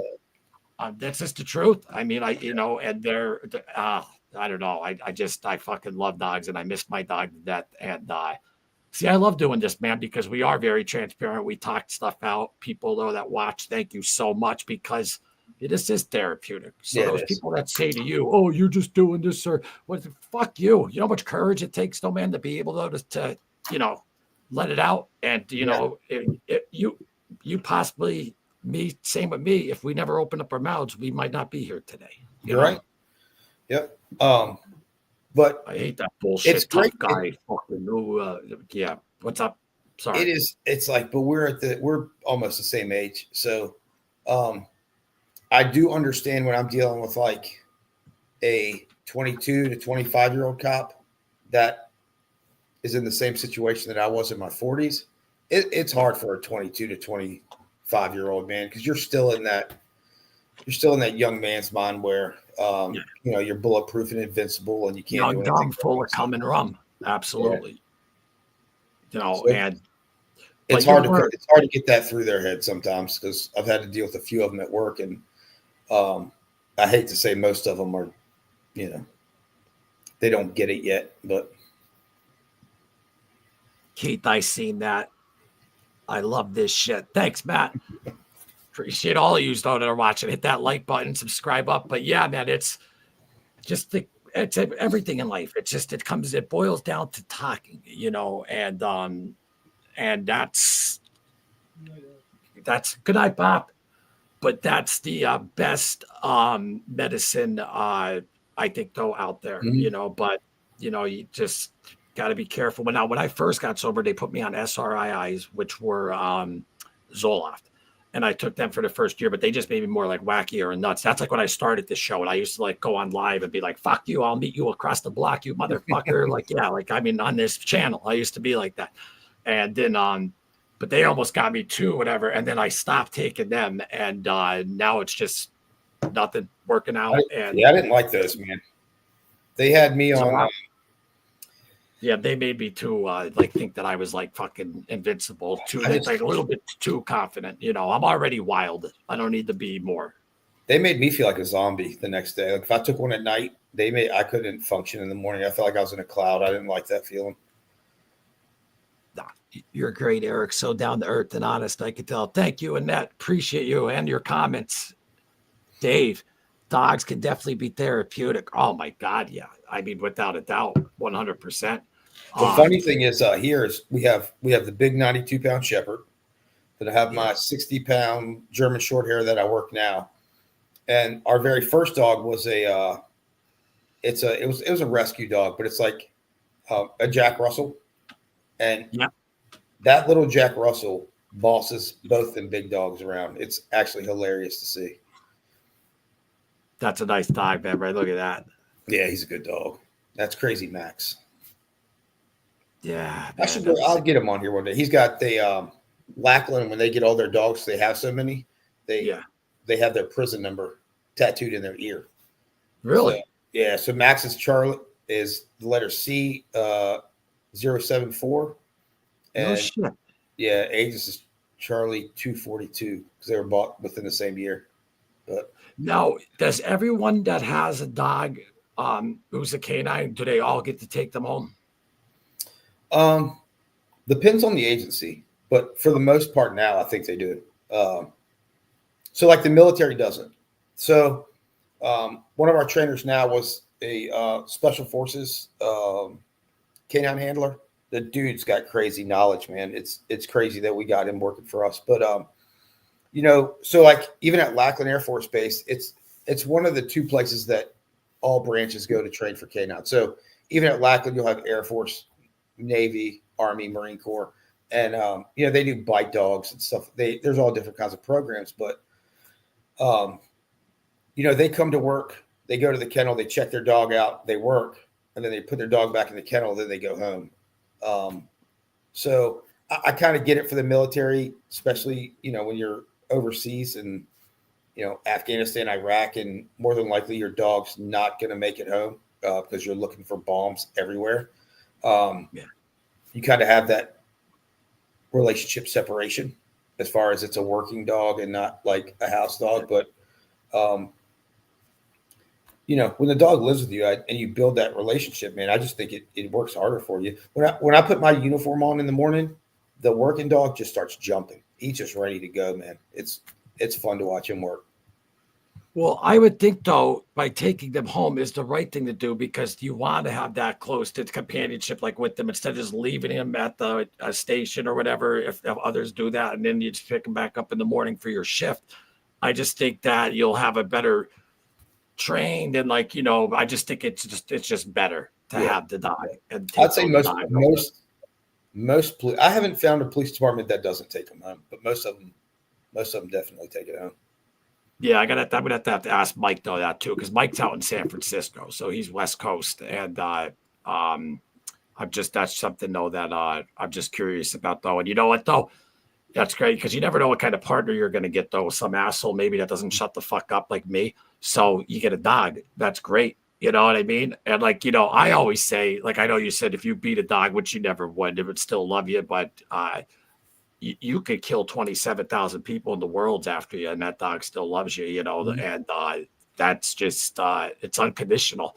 And I just miss my dog. Go ahead. Have you seen those documentaries on the prisons that train therapy dogs?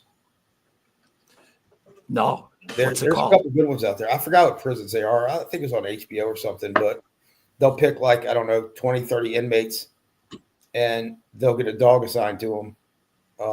And then they train them to give to people on the outside of prison as like a therapeutic dog or whatever. But just those prisoners working with dogs, they say it just transforms their whole prison experience. Because you got to be.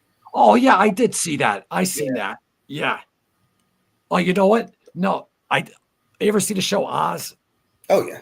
They had like a segment though when you're, but you know what? When that happened, I remember thinking like, oh fuck, because I thought some crazy prisoner was gonna end up doing something to the guy's dog. So I was like, why? Like every time I see dogs like in a movie, like I'm like, I get all like I halt up. I'm like, cut off the human's limbs. I don't give a shit. Do some Silence of the Lamb shit. Don't hurt the fucking dog. You know what I mean? And I don't mean that in real life. You know, there was a customs dog. It was on the news. I should try to find the clip for you. There's a customs dog. It has the food detection dogs at customs. I think they're beagles. They had a piece of shit last week when I was on vacation. Fucking just come up and kick the shit out of that custom handler's dog. Got arrested for it, but I tell you what, man, somebody hauls off and punts my dog, I will be fired. Yeah, and probably criminally charged because I would probably do bad things to that person. Yeah, my dog's a passive dog. He doesn't bite. Like he's not one of the ones that's going to bite you and then you're fighting him. It's a passive bomb dog, man. And if you just come up and kick my dog because you don't like dogs, well, that happened to me. I have to start charging for talking because I'm gonna be unemployed.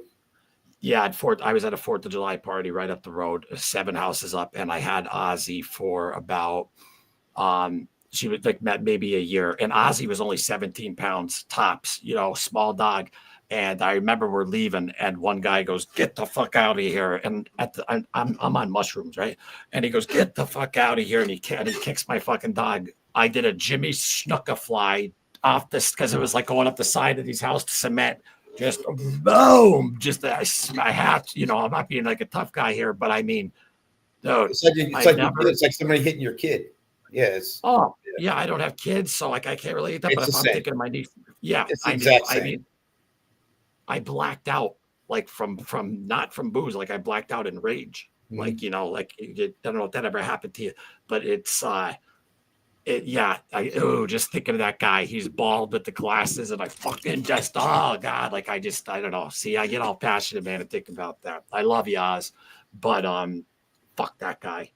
But kicks the 17th. It doesn't matter if it's a big or whatever, no. But like you're gonna kick a fucking dog, and I did what I had to do, and you would have done the same thing. Okay. But I worked at prison service. I never went near them dogs. Oh no, you worked for prison service in that? Let's see. I've seen the dogs bite their handlers. LOL. I've been bitten. When Max was brand new, he bit the shit out of me. When H was, and it's like your reward. We're a toy reward, not food. So you have their toy, and when they're little, they're so amped up to get that damn thing. If you're not paying attention, sometimes that toy's in your hand, and they're going to come up. I've gotten bitten, but it's just you teach them, just train them, and if you're dealing with dogs, especially training new dogs, you're gonna get bit, and it sucks, but it's one of those things, man. They don't know any better until you teach them. Do you know why in the history of the police department that they chose German Shepherds? Shepherds and Malinois are very smart. They're the smartest. Yeah. Okay. Now, I don't know if they're the smartest of all dogs, but so like when we go to Lackland, all these dogs have, as puppies, they have aggression tests. So like Max was a perfect dog to be a bite dog, but he failed all the aggression tests. He was just more passive, and he didn't enjoy biting people, I guess. I don't know.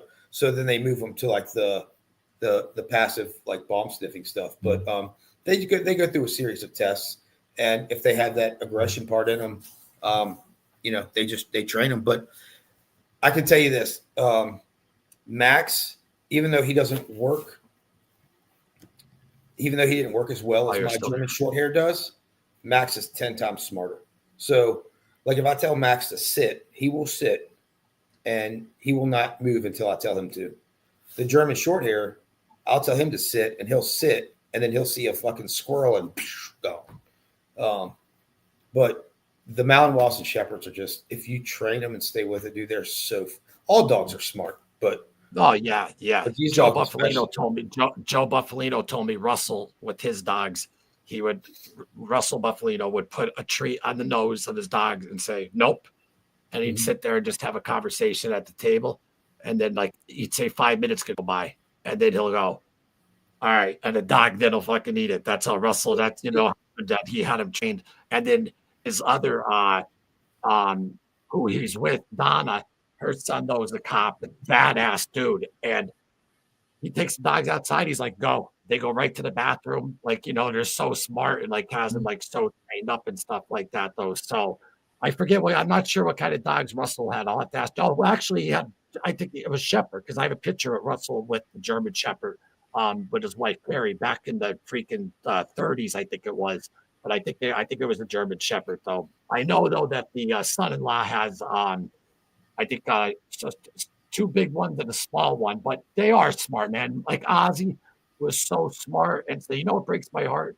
So we had a bed downstairs next to my father's hospital bed. So when sleeping downstairs, and Ozzy was dying, and she could barely walk. She made it downstairs and just looked at me. I remember I'm laying on the bed downstairs and I have the headphones on. She looked at me, and then all of a sudden we had like her little bed like that. I got up.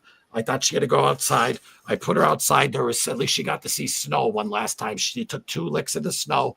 I brought her back in. She went to her little bed in front of, like, those fireplaces with the remote that you could have. So by the TV, she laid there. And I remember I'm laying in the bed, and then all of a sudden, though, like I had headphones on. My pop looks at me and he just goes, and he was bald. And I went over and I was like, and to this day, because I remember that look she gave me right before I get it.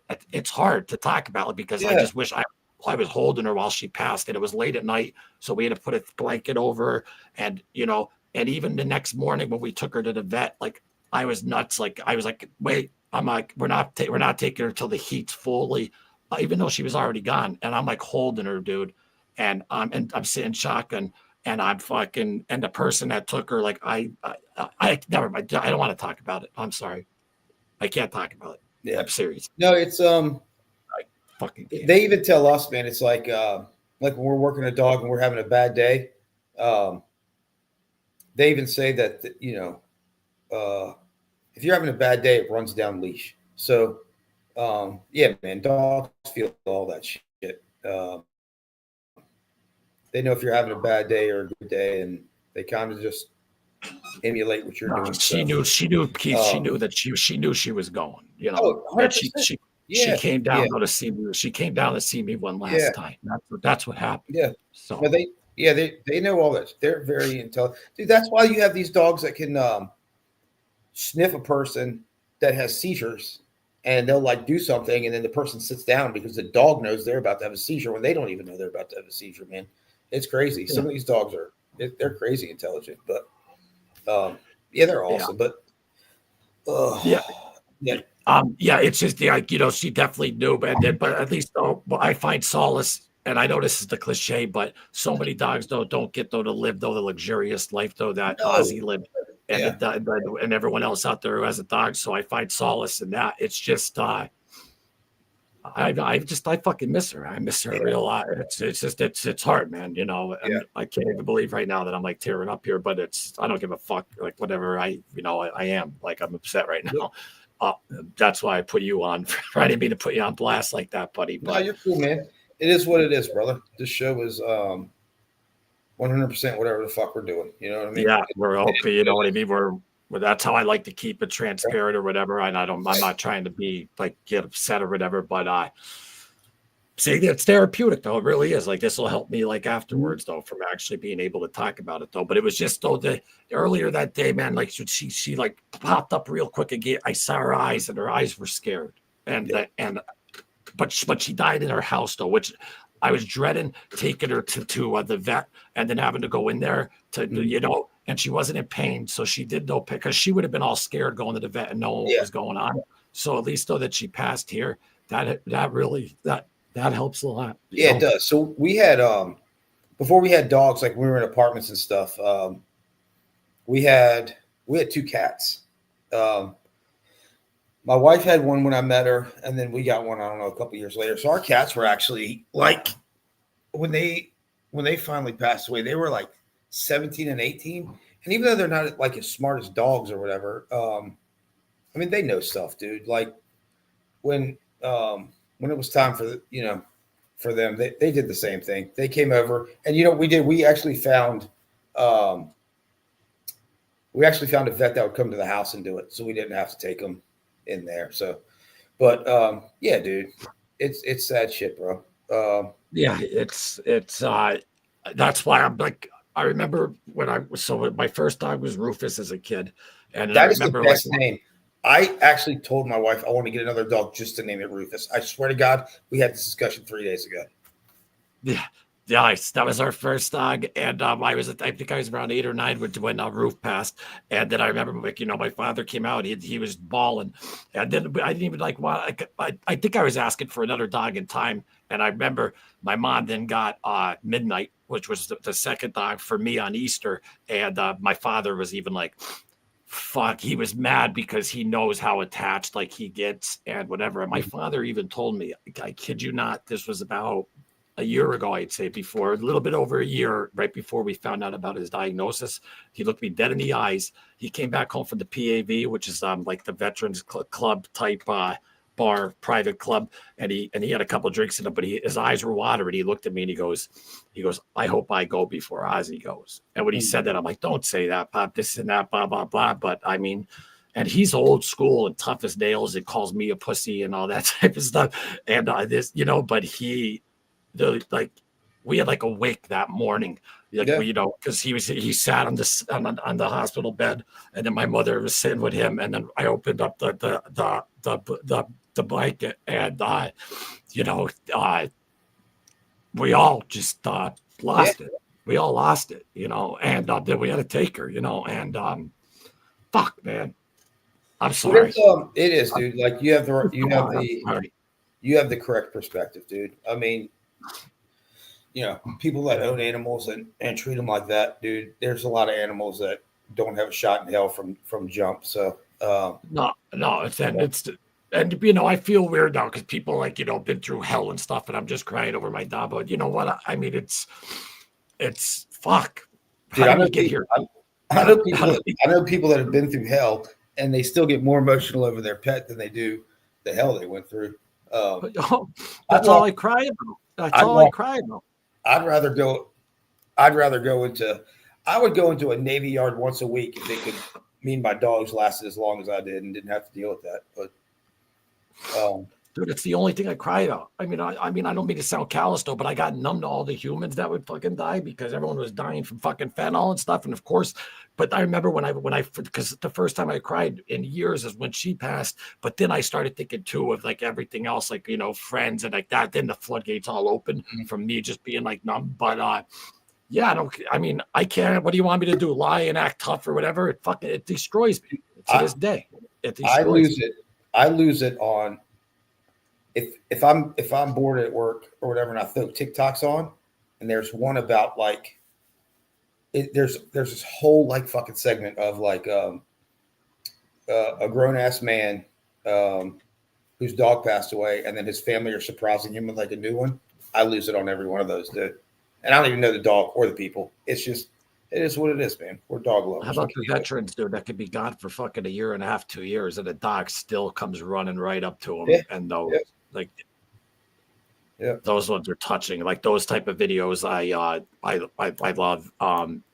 But someone sent me a video of a compilation of like ladies and like holding their dog's paw while they get their. I'm like, I almost wanted to kill the son of a bitch. Don't send me shit like that. They're like fucking crying their eyes out and shit because all that shit's on YouTube. But no, like I love seeing those videos. Though, like when veterans come home and the dog remembers them like it was yesterday. And you said 6 days. I guarantee, even if you were gone for 6 months, a year, 2 years, oh yeah, the dog's gonna know you. Keith, what are the ICE cops over there? I mean, are they like special forces or something? Yeah, let's change the subject. Yeah. Because I'm So they're great not. question. They're not, Annette. The thing with a lot of these ICE guys now, and I haven't really dealt with them because I don't do that stuff, but I know people that are doing it. A lot of these guys they're putting police on their vests instead of ICE, or it just says like federal agent, and they're getting attacked a lot. So a lot of them are looking like they're military people or SWAT people, and a lot of them have their faces covered because the ones that weren't were getting identified, and then now their families were getting threatened, and their houses were getting shit thrown through windows and cars slashed and stuff like that. So, whether you disagree with it or not, these ICE guys got a job to do, and they want to be safe and they want to keep their family safe. So a lot of them are dressing like, like special forces people with their faces covered and all tacked out. So almost like the Mexican police when they arrest the cartels, like, they have masks on and stuff because you never know with families. That's a great question. Annette. Sonny, thanks for a great show, boys. Keep up the good work. So nice not to hear ripping people to shreds every 5 minutes. God bless. You got it, Sonny. We try to keep it positive here. I think he's talking about like the mob tube type stuff though that goes on like on certain other channels though. It's always drama, and people do love drama. And every time I did drama, the numbers skyrocketed. But then I remember after the show, I'd be like, oh, I just didn't feel good about it. Like I don't care. I'm just gonna be who I am. And I like it. So the other thing about like it's in all law enforcement now. I mean, it's getting crazy because social media is such a strong thing. And I'm out here because I don't give a shit. And I'm really not doing anything that people are going to come after me for. But, you get a picture of a cop and you put it on social media and say, does anybody know this guy? You're usually going to find one or two people that don't like that person and will tell you absolutely everything about them. So it's getting a little tricky, like with this atmosphere, this political bullshit atmosphere. And I was talking to somebody today. I said, I hate both sides equally. I'm an equal opportunity hater when it comes to politics. They're all fucking criminals. But and not to mention the media though is really a dividing tool. Watch it. I don't watch it anymore. Yeah, either do I. It's definitely it's a dividing tool. And I'm not even going to bring up what just happened because I'm not going to get political though. But actually, some Democrats though are actually giving him credit though for what just happened though. And I guess I am bringing up in Iran with the. But then CNN and stuff like that, I'll be like, they didn't get it. They didn't get it. And the only thing that does bother me about that has nothing to do with Trump. What about the soldiers though that went over there and like did that and like came back safe? Like think of them and all that. And it's just I don't know. If you judge people by who they vote for, then you're a shallow fucking piece of shit. I judge humans by individual merit, and everyone's different. If you're gay, that's fine. You're gay. Okay. If you're trans, okay, you're trans. I get it. You be you.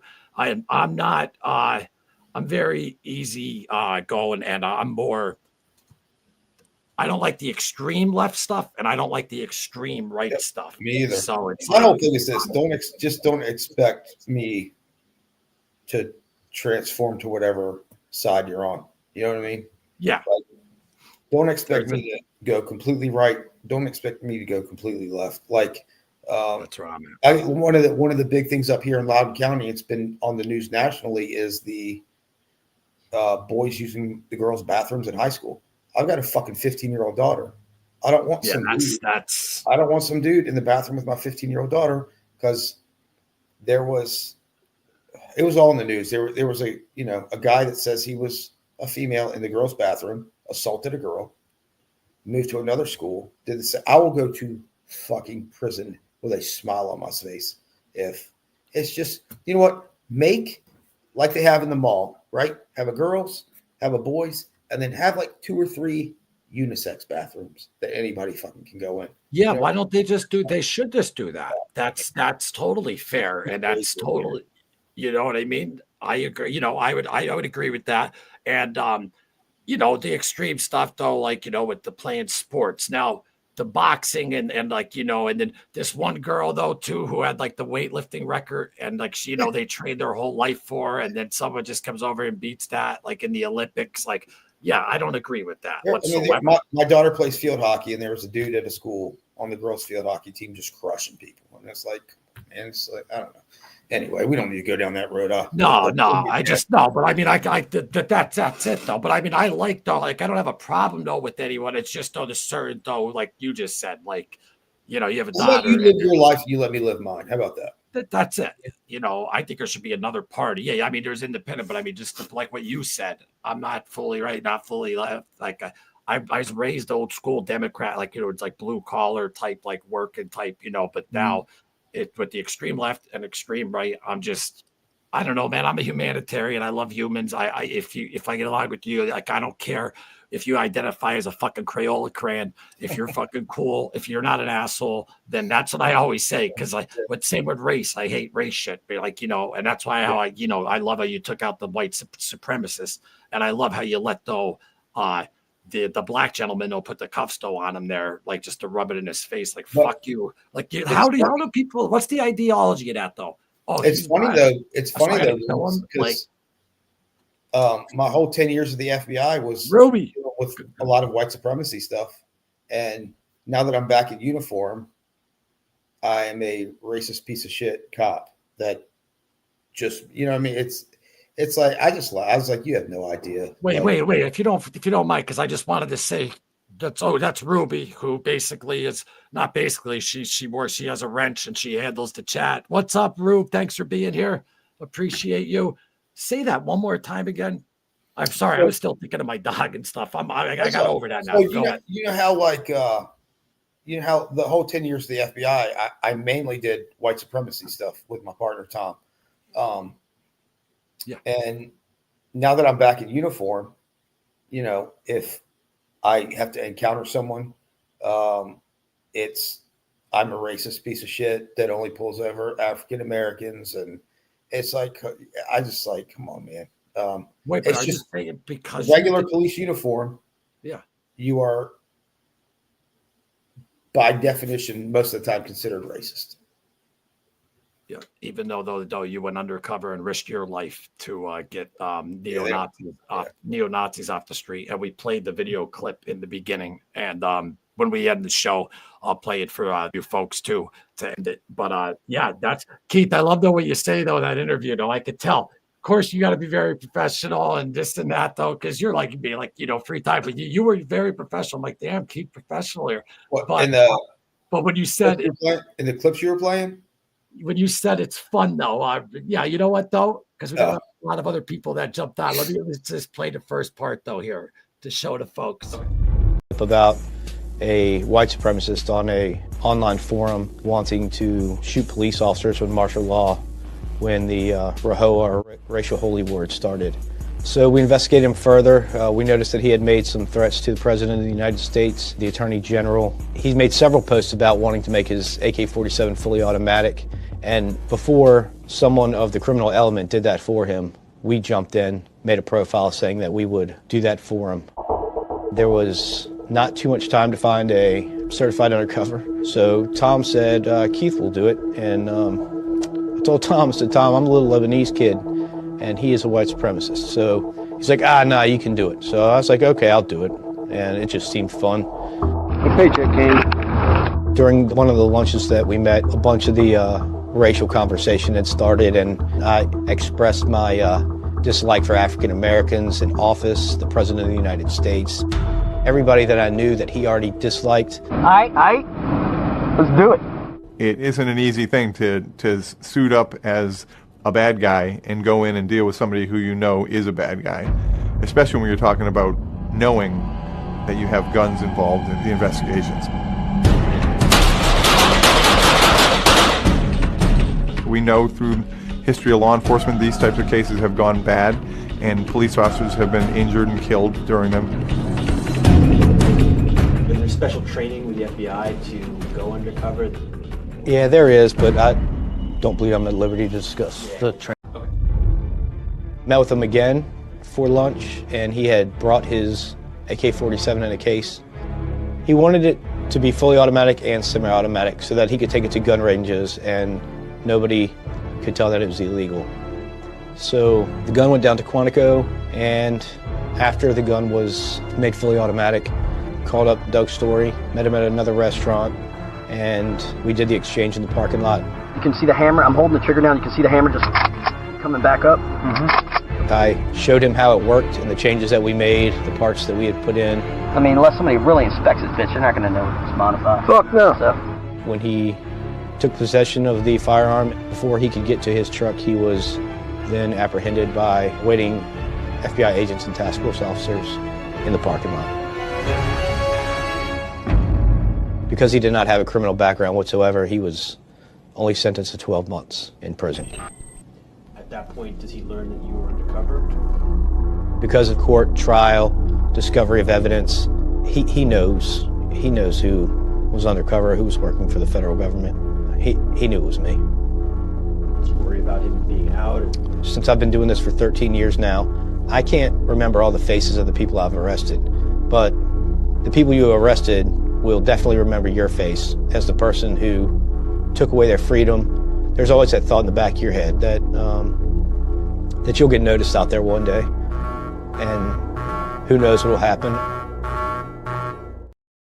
That you said it right there, man. Like, you know, you won't always remember their faces, but they're always not going to remember your face. And how are you though when you just go out normally, like in public though? Like that? I laughed at the part when you were like, at first you're like, I'm a little Lebanese kid, but then you're like, yeah, I'll do it. Seems fun. I know. Keith, I know you. The crazy part about that was, dude, I don't know if I ever told anybody this. I was detoxing bad as shit that day. Couldn't find anything the night before. If you look at my face, you see all the you see all the marks on my face? Like the, yeah, but you played it though. Like, yeah, you played it though. Good though. But you were, they also edited the shit out of it a lot. You were sick? Yeah, that was it was a bad day, man. That was a bad day. I get it, man. I used to think about it all the time. And I don't, it's in the back of my head, man. I'll be completely honest with you. I carry a gun with me wherever the fuck I go, whether I'm supposed to or not. I can in most states. Some states like New York, New Jersey, they might hassle you even though you got a badge. But you know what? I've been carrying one with me. When I had Fed creds, I could go wherever, even on planes. But in 23 years of doing this now, I've never had someone even notice I had it. So I'd rather have it and not need it than need it and not have it. So I take it with me wherever I go. Same. And I always tell people too, like, don't, like, I had a buddy like who would like show it off like around here and stuff like that. I'm like, do you understand that if someone does come into this store to rob, you're the first one that they're taking out because they know that you have a gun. Mm-hmm. Like, keep that shit concealed, because you could get your concealed carry. But in this world today, you have to carry. I mean, with all the shootings, mass shootings that are going on, and just, I don't know. I always, I'm not going to tell you what if I do or don't, but come on. I don't do a lot of things well, but shooting is one thing that I do well. And was that you in the video clip there shooting? Yeah. But I practice all the time. I'm a firearms instructor for our PD. We have our own range. So I have a whole shed of endless amounts of bullets. And I try to at least go once a week, sometimes more, and practice for an hour or two of just stay sharp. Right. Yeah, just drawing and shooting, moving and shooting, different. Keep sharpening that blade. Yeah, the more you go. And Dave was watching. He's a big he loves his guns. Like he knows You know, Yeah. I know, like, you know, I'm more like a pistol guy and stuff like that. But and I know AKs and like AR-15s and stuff like that. But I don't know the ins and outs though. Like Dave, he'll be like, get the solar semicolonic blah blah blah grips, and the, you know what I mean. He's and you know, that's great if that's what you're into and stuff like that. I just don't I'd say 75% of the time with my pistol because that's what I'm going to have. But I do have a rifle for work, so I train a little bit with that too. It's a nice shorty SIG M4, but yeah, man, I just bought the new Glock Gen 5 Glock 48, the slimmer one. With a new. So I was an iron sights guy for forever, and now that most of these police departments are going to the red dot sight on pistols, you got to shoot completely differently. So I bought one because we're switching to them this year at some point, and I wanted to be able to shoot it before I had it, man. I don't want to have to learn how to shoot a different sighting system. I want to know how to use it before I get it. You know what I mean? But so yeah, man, I am, and the only bad part about being a cop or running into someone like that is it's always reactive. You know what I mean? I have to react to what they're doing. So you're already behind the 8 ball. So it's still back there a little bit, but I'm pretty confident in my skill of being able to defend myself with that if I need to. If I can walk away and they're just talking shit, I'm getting the fuck out of there. I'm not going to fight you. No, I'm not going to even try to start stuff.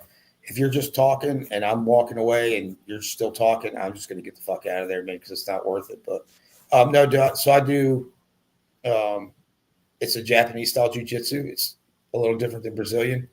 It's more self. Okay.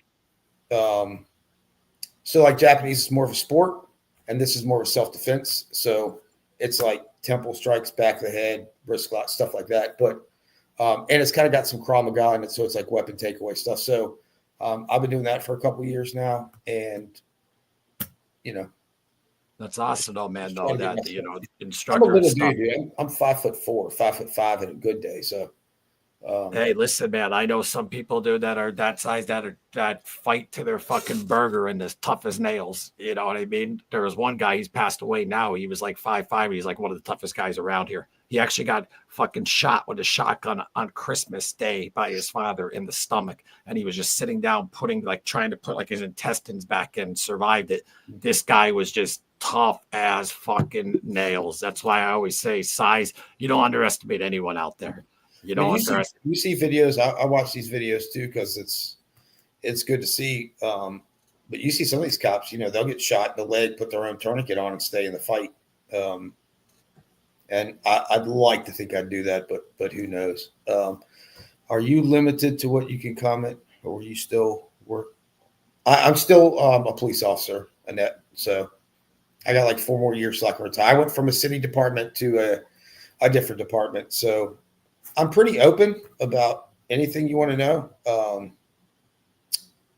But there are a few things that I don't talk about on here, especially during my addiction. Some of the dumb shit I do, I kind of keep to myself. Yeah, but you are very, very, very though open for the most part. Because I remember in the beginning when I was just warming up though with the, I was like, gosh, should I ask this and stuff? And like, you know, for the most part, I mean, I'm very transparent. You're more transparent than I would have thought of. You know what I'm saying? If you ask me the dumbest thing I did during active addiction, I'm not answering that question. Oh no, yeah. But like my one buddy who's got this episode's almost coming up, Act of God, the story of Gerard Gilroy. Guy put a 380 right there, Keith, right into his heart, and survived. Now we already had the live episode of that on. I'm editing. Yeah, I saw that, man. That's a God thing right there for sure. Yeah, he's a tough son of a bitch though too, and because I don't know if you saw the short though, my lip is busted open. That's like how we shake. Yeah, that's how we shake hands around here. We'll be like, "What's up?" Boom, boom, boom. Fucking caught me though, but yeah, just his story's freaking intense, man. And I go, why didn't you go here? He goes, I thought maybe the 380 wouldn't be strong enough, so boom, I went there. But since it was a hollow point, it actually split and it came out the side though here. That's what saved him, and that's just fucking crazy. it's crazy that that he's still here, and it's a miracle. I mean, you could see like where the hole is.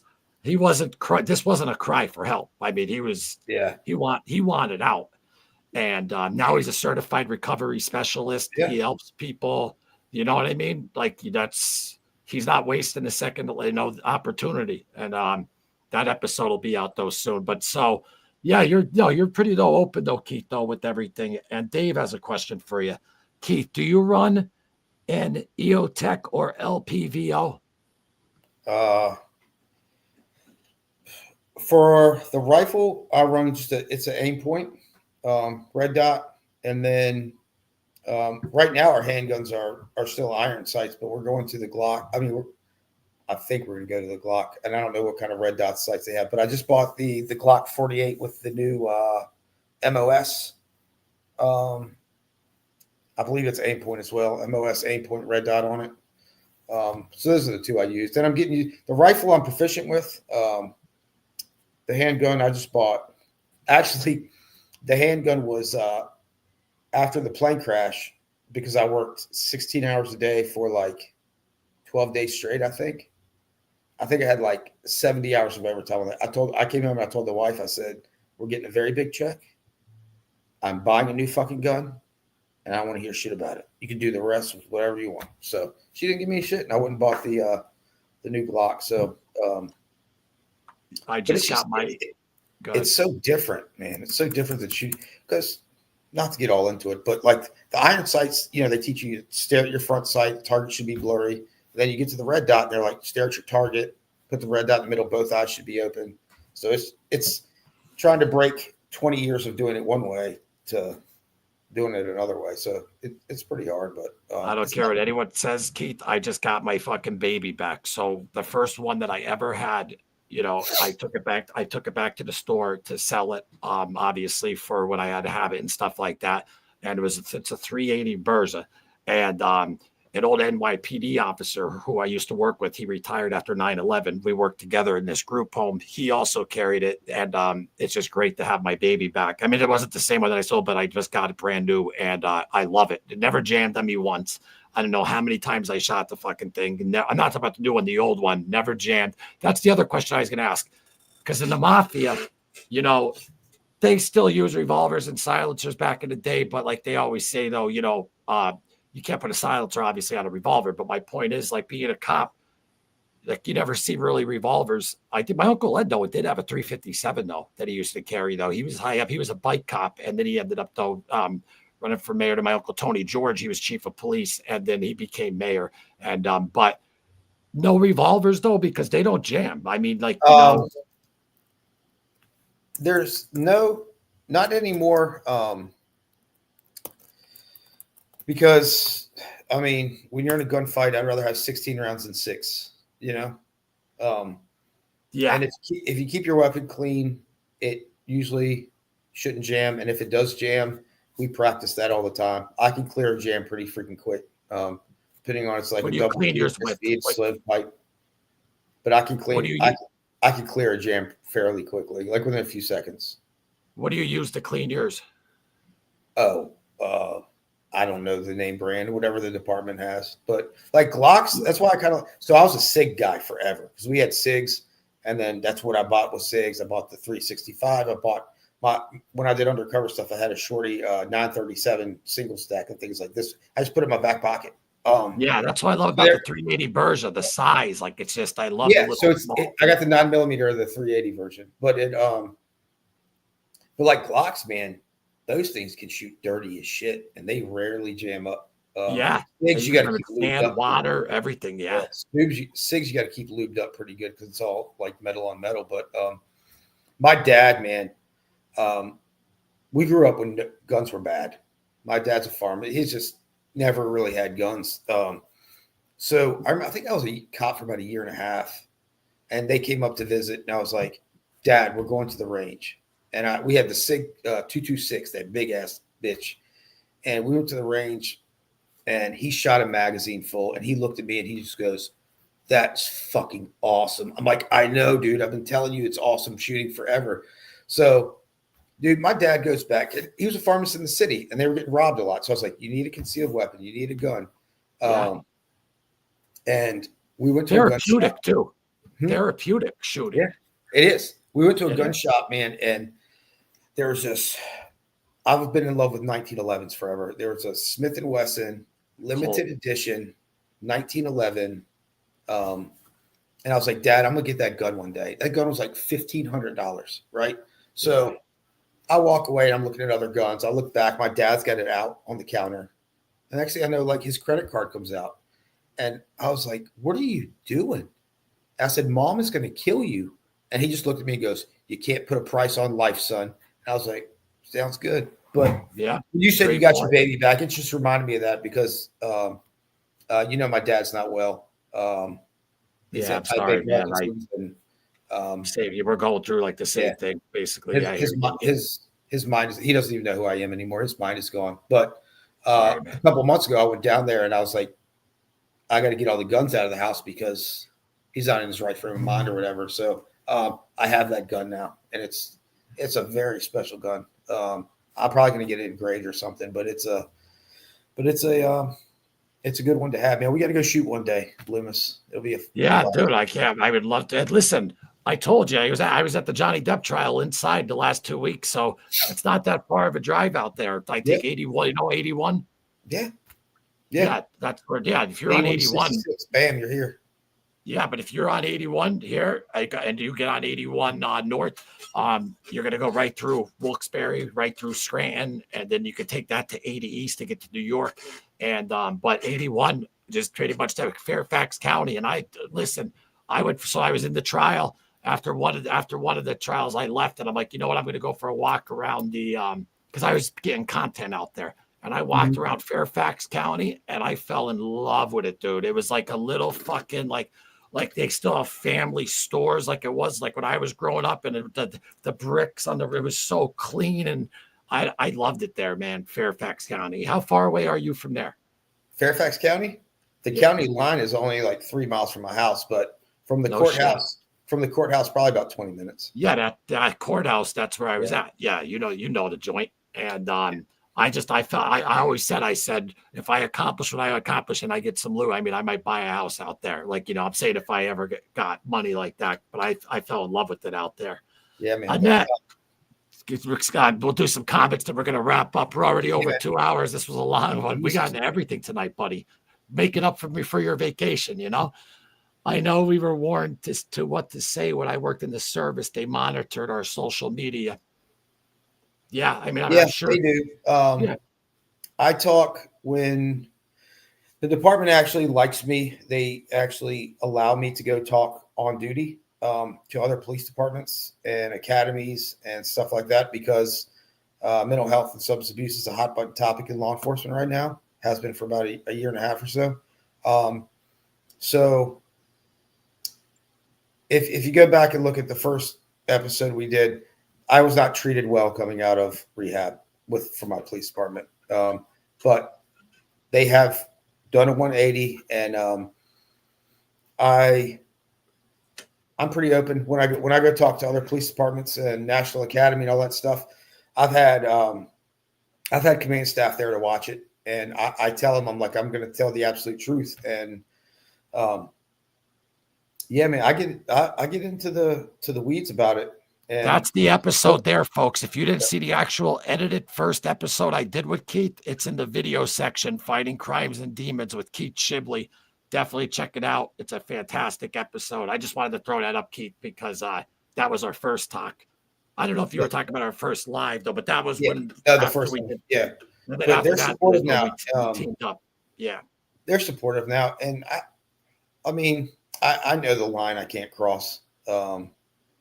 When talking about stuff, especially about like the FBI stuff, a lot of some of the UC stuff I did was terrorism related, and that's just stuff I can't get into on the public. And if you can't talk about ongoing investigations and stuff like that, obviously, which you don't. Most of the stuff you're talking about is like the history, obviously like the Navy Yard shooting that everyone knows about, the plane crash, stuff like that. That's already done deal. But active investigations, obviously, and you're not name dropping anyone or anything like that. So First gun I had was that's a hand cannon, Matt, 357. Then I went to the Glock. I never had a revolver. I had a 45 M&P Smith & Wesson, the 9 Glock 17, and the 380 Berza, which I absolutely love that gun. Matt Richmond, we ran. That's you, Keith. Yeah. Yep.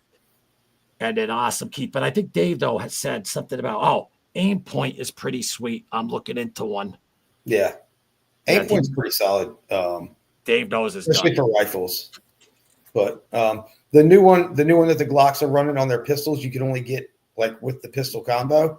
And I think after 2025, they're going to start selling them individually. But like I said, I haven't run too many on pistol, so I really don't have too much to compare it to. But I mean, I'm happy with it. It shoots straights. It's accurate. And I was going to get a SIG, the new SIG Legion, when I went to go buy a gun, but it's like a SIG Legion with a red dot on it's like $1,400, and I was like, the Glock is half of that, and it can shoot just as well. So, but I like it is therapeutic, Loomis. I used to go on a bad day. I used to go to the range and blast a couple hundred rounds out, man. It just kind of, it's kind of yeah. Oh, it's so therapeutic, you know what I mean? And, but, ammo could get expensive and stuff like that. But I used to, because we were talking about therapy and stuff like that. And I don't know if I was talking to Linda. I was talking to someone on the phone like about a week or two ago. And I was like, I'm telling you, go shooting. That was like one of the first things, man, that like, I used to do it a long time ago when I was getting fucked up and stuff. But like, going to do things sober, man, so much better. Even like going to a concert. I remember it because I remember I see Ozzy. I must have seen Ozzy 12 times, Sabbath 3 times, and I'm front row, but I only like remember it like dream sequences. But then I would see a show sober and like you remember it and all that stuff. Like, cause I mean, it's hard though, man. You go up with a group of guys and like you're all drinking and you're taking whatever and in the parking lot, you can get whatever you want. But I'm telling you, I went to a big comedy show here. It was Louis C.K. That was the first thing I did that when I was sober. And I'm like, oh my God, I fucking remember this. And then, well, we're talking about shooting guns. First off, you shouldn't be shooting if you're on drugs and alcohol. But it happens. But it's very, very it's a very therapeutic though experience. And so you could just go to the range at any time, right? You don't have to like pay money or whatever, like, right? Like, do you have a range? Because they have a range in our department. Do you have a range in yours? Yep. Yeah, everyone probably does. I got free ammo. Free ammo. Yeah, I used to take. That's why I usually go like once a week. Man, it is expensive. But I had my son shooting at.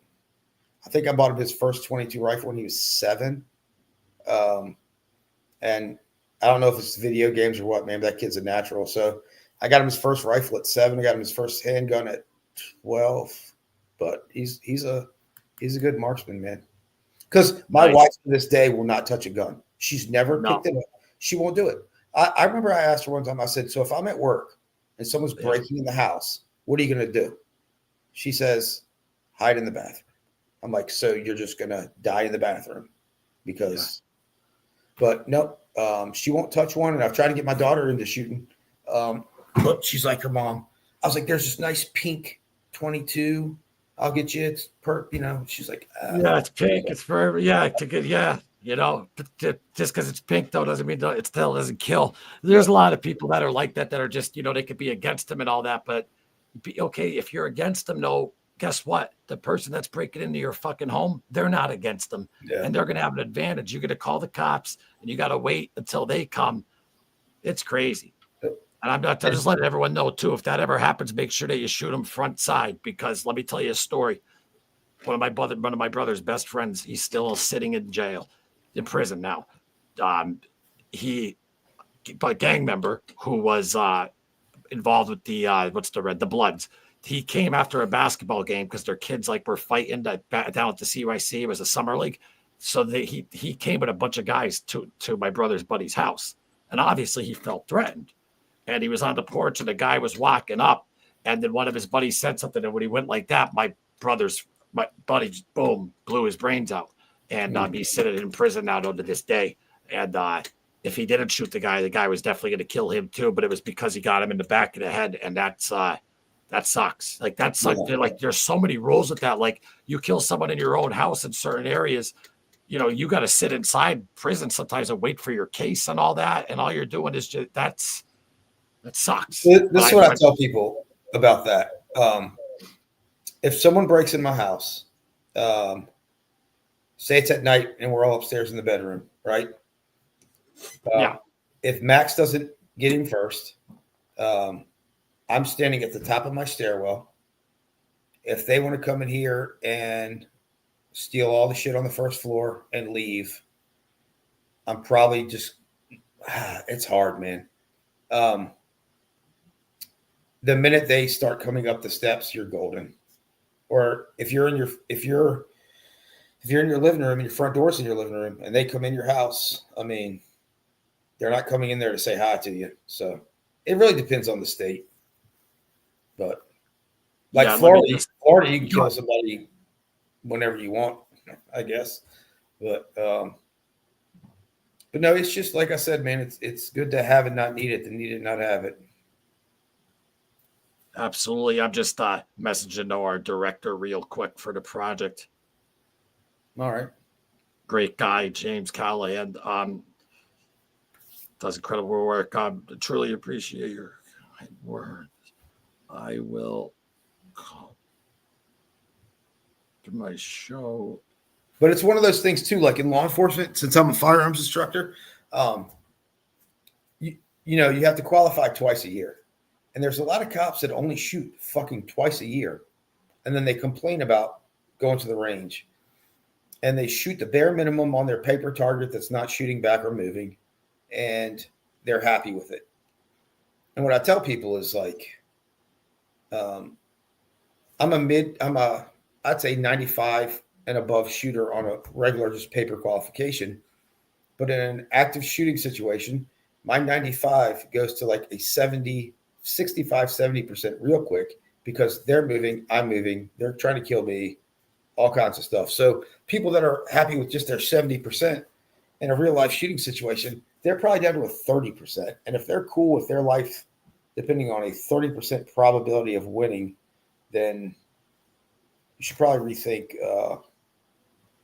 what you're doing. But you talk to most of these cops and they'll say, 95% of cops never have to use their weapon, and they're banking on that being 95. Oh man, this is a brutal video. I saw a video the other day. A guy had a knife and he was coming at the police officer, and that cop never got his weapon out of his holster and got killed. And it's there's a lot of hesitation now with use of force stuff because of like media and stuff. A lot of people are hesitant to do something because they don't want to get in trouble, or they don't want the video to look bad or the body cam to look bad. And you even see it on the traffic stops that people are videotaping and they won't show their license and they won't do this and they won't do that. And they'll sit there and argue with them for 2 fucking hours on give me your license. And, 20 years ago, we were told, ask them nicely, then tell them, and then make them. And then that's it. And making them is, doing what you got to do. I'm not going to sit there and argue with you for 2 hours about what you saw on TikTok is legal, and I know it's not, but there's a lot of craziness out there today, man. Sorry about that. I wouldn't have done that if it wasn't important business. It was for the project that we're working on. That's all. The Buffalino story, which will be coming soon. So, 2 hours, 22 minutes, Keith. That's a good one, buddy. This was fantastic. I mean, fucking it got me crying on an episode. People are gonna break my balls. Oh, he cried. I don't give a shit. Fucking real men cry. Real men cry. I just want to let the folks know. Next episode, though, that's dropping at the end of the week is Angelo Pisano. Welcome to the family. This book was actually, I'm not just saying this, fantastic read. And so look out for that episode. That'll be dropping. I'll throw out the exact day, Thursday or Friday. And then also part 2 of Larry Rolla about John Gotti. That'll also be dropping as well. And then we will be back next Tuesday. There's me and my pop right there. That was about 2 weeks ago. But you see his hands. Yeah. from all the but he's doing toughest man I ever met, dude. Like he's still doing like curls in the corner, like He'd probably still whoop your ass if he wanted to. he's very old school. And like Dave says here, Dave, who's in the chat, he told me this like a year ago. He's like, hey, I didn't hear no bell ring yet. And what's insane is like the doctor was like 6 months and he's over that by like freaking 8-9 months. And he's, so it's incurable. But if anyone out there knows anything about methylene blue or like all these other like things, like I'm just concerned about getting it while he's still on a light. I don't know if you could take that while you're on a light dose, because he's on a light dose of chemo. But I heard there's a lot of like stuff out there that really that really helps and works. I got somebody I can ask. I'll call him tomorrow. Yeah, and remind me, bud, because I'm pretty stupid. Yeah, my good friend Larry Rolla. Now there's my old man, the way how he was back in the day. Those two guys right there, they're fucking. There's our security. No, but they're good. They're good friends of mine. Drew and Eddie Gill, tough son of a bitches though. But my pops took. He used to have seasoned to the Audi Club in the new stadium, and it was amazing. And but that's how he was though back in the day though, and very old school. Like with my addiction stuff too, like. Why are you being a puss? Just drink your beer, and if you want to smoke your pot, smoke your fucking pot. Like he just didn't understand, but he was there though, like for me and stuff. Yeah. Like that. But he's old school and stuff, and we're gonna take him out to eat though with the Buffalinos and stuff next week. So it should be though a good time though. Shout out to Joe Buffalino and the family as always. Oh, and also Dave, you're gonna like this. I'm working on the mindset of Dave Mustaine, so I know Dave Lopez is gonna like that one. That's not gonna be a live. That's going to be, and even if you guys don't even like Megadeth, it has nothing to do with it. It's just about this guy's mindset. And it's definitely going to be interesting. So look out for those episodes.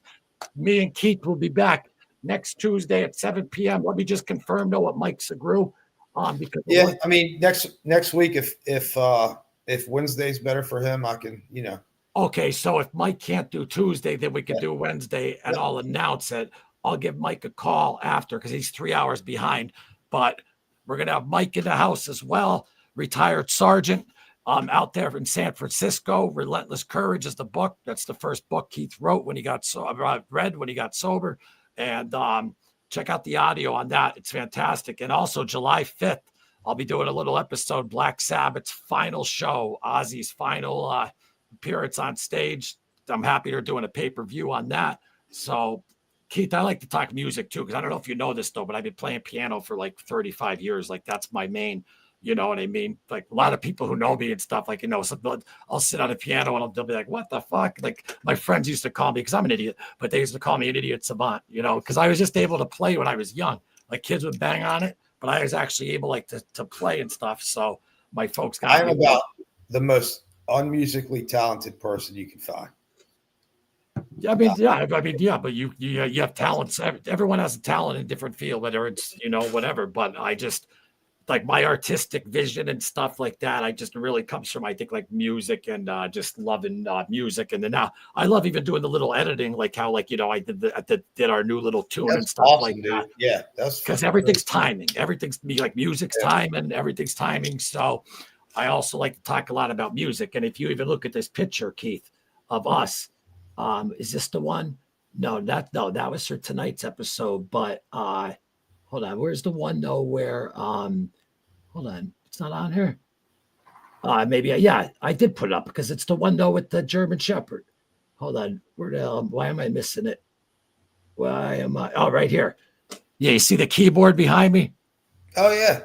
Yeah. Sonny, you got the car. Yeah, that's it. I don't make these thumbnails, so shit, who does, and she likes to keep her name silent. So you're the best. Thank you so much for your work. An amazing job. Oh, she does incredible work, though, man. I mean, look at this. Like, I mean, incredible work. Now, like this one though is actually me. I didn't do too bad, but she just does awesome work. Like, look at that. I still have to fill in though the fonts there though, but I mean, just incredible work. And then guys, check out Keith's original, and ladies, check out Keith's original episode in the video section. I'm even going to put it in the post tonight. Fighting Crimes and Demons with Keith Shibley, our first episode. It's an edited one, and I think you guys will really enjoy it. And I don't cut off. And I want people to understand something. Every guest I have, even when you see Angela's, Larry, Larola, I don't say a word. I let the guest talk. And you know that, Keith. Even in the episode you did, you were like, dude, man, you just let me talk. But me and Keith isn't a guest. This is Keith's show. So there's going to be times that if we talk over each other or whatever, it's not me being rude to him or whatever. We've been talking. I feel like I've known the guy forever. We're like brothers. So Keith is part of this channel. Like, he's not a guest. So this is his little shit. He's all locked in with the YouTube studio. Do you got that on your phone? Yeah, man, I look at it. It's pretty cool. Comment Okay. and hit the like, because that helps out on every video and talk to the people. Keith, there's a section where you could go and where you hit the YouTube button and you could put a post up of pictures. If you ever have pictures, you have to show me, man. I'm not. You're away on vacation. If you want to draw a picture, just do that. You'll go. That's why you're part of it. I'm not to come up there. You're gonna have to show me, dude. I'm pretty done with technology too, but I'll look at it. What's that two mean? Why'd you say two? No dick pics. I'm done with it. No, I'm not. I'm terrible with laptop stuff. I just do mainly stuff on the phone and all that though. But I'm letting you know. Comment, man, on that shit, man. This is you, man. This is your channel. All right. So, guys, you are both great dudes. Thank you. Looking forward to the next show. Cancers, parasites, RSO, oil. Yes, I heard of that. I'll look into that and that. No bell for pops. Thank you, Dave. I appreciate that. And all of you, thank you all very much. Again, we'll be back next Tuesday with the man, Mike Segru. And Keith, do you have any final words? No, man. Appreciate everybody being here. It was fun, bud. This absolutely was a good one, man. I mean, we got into everything behind the badge.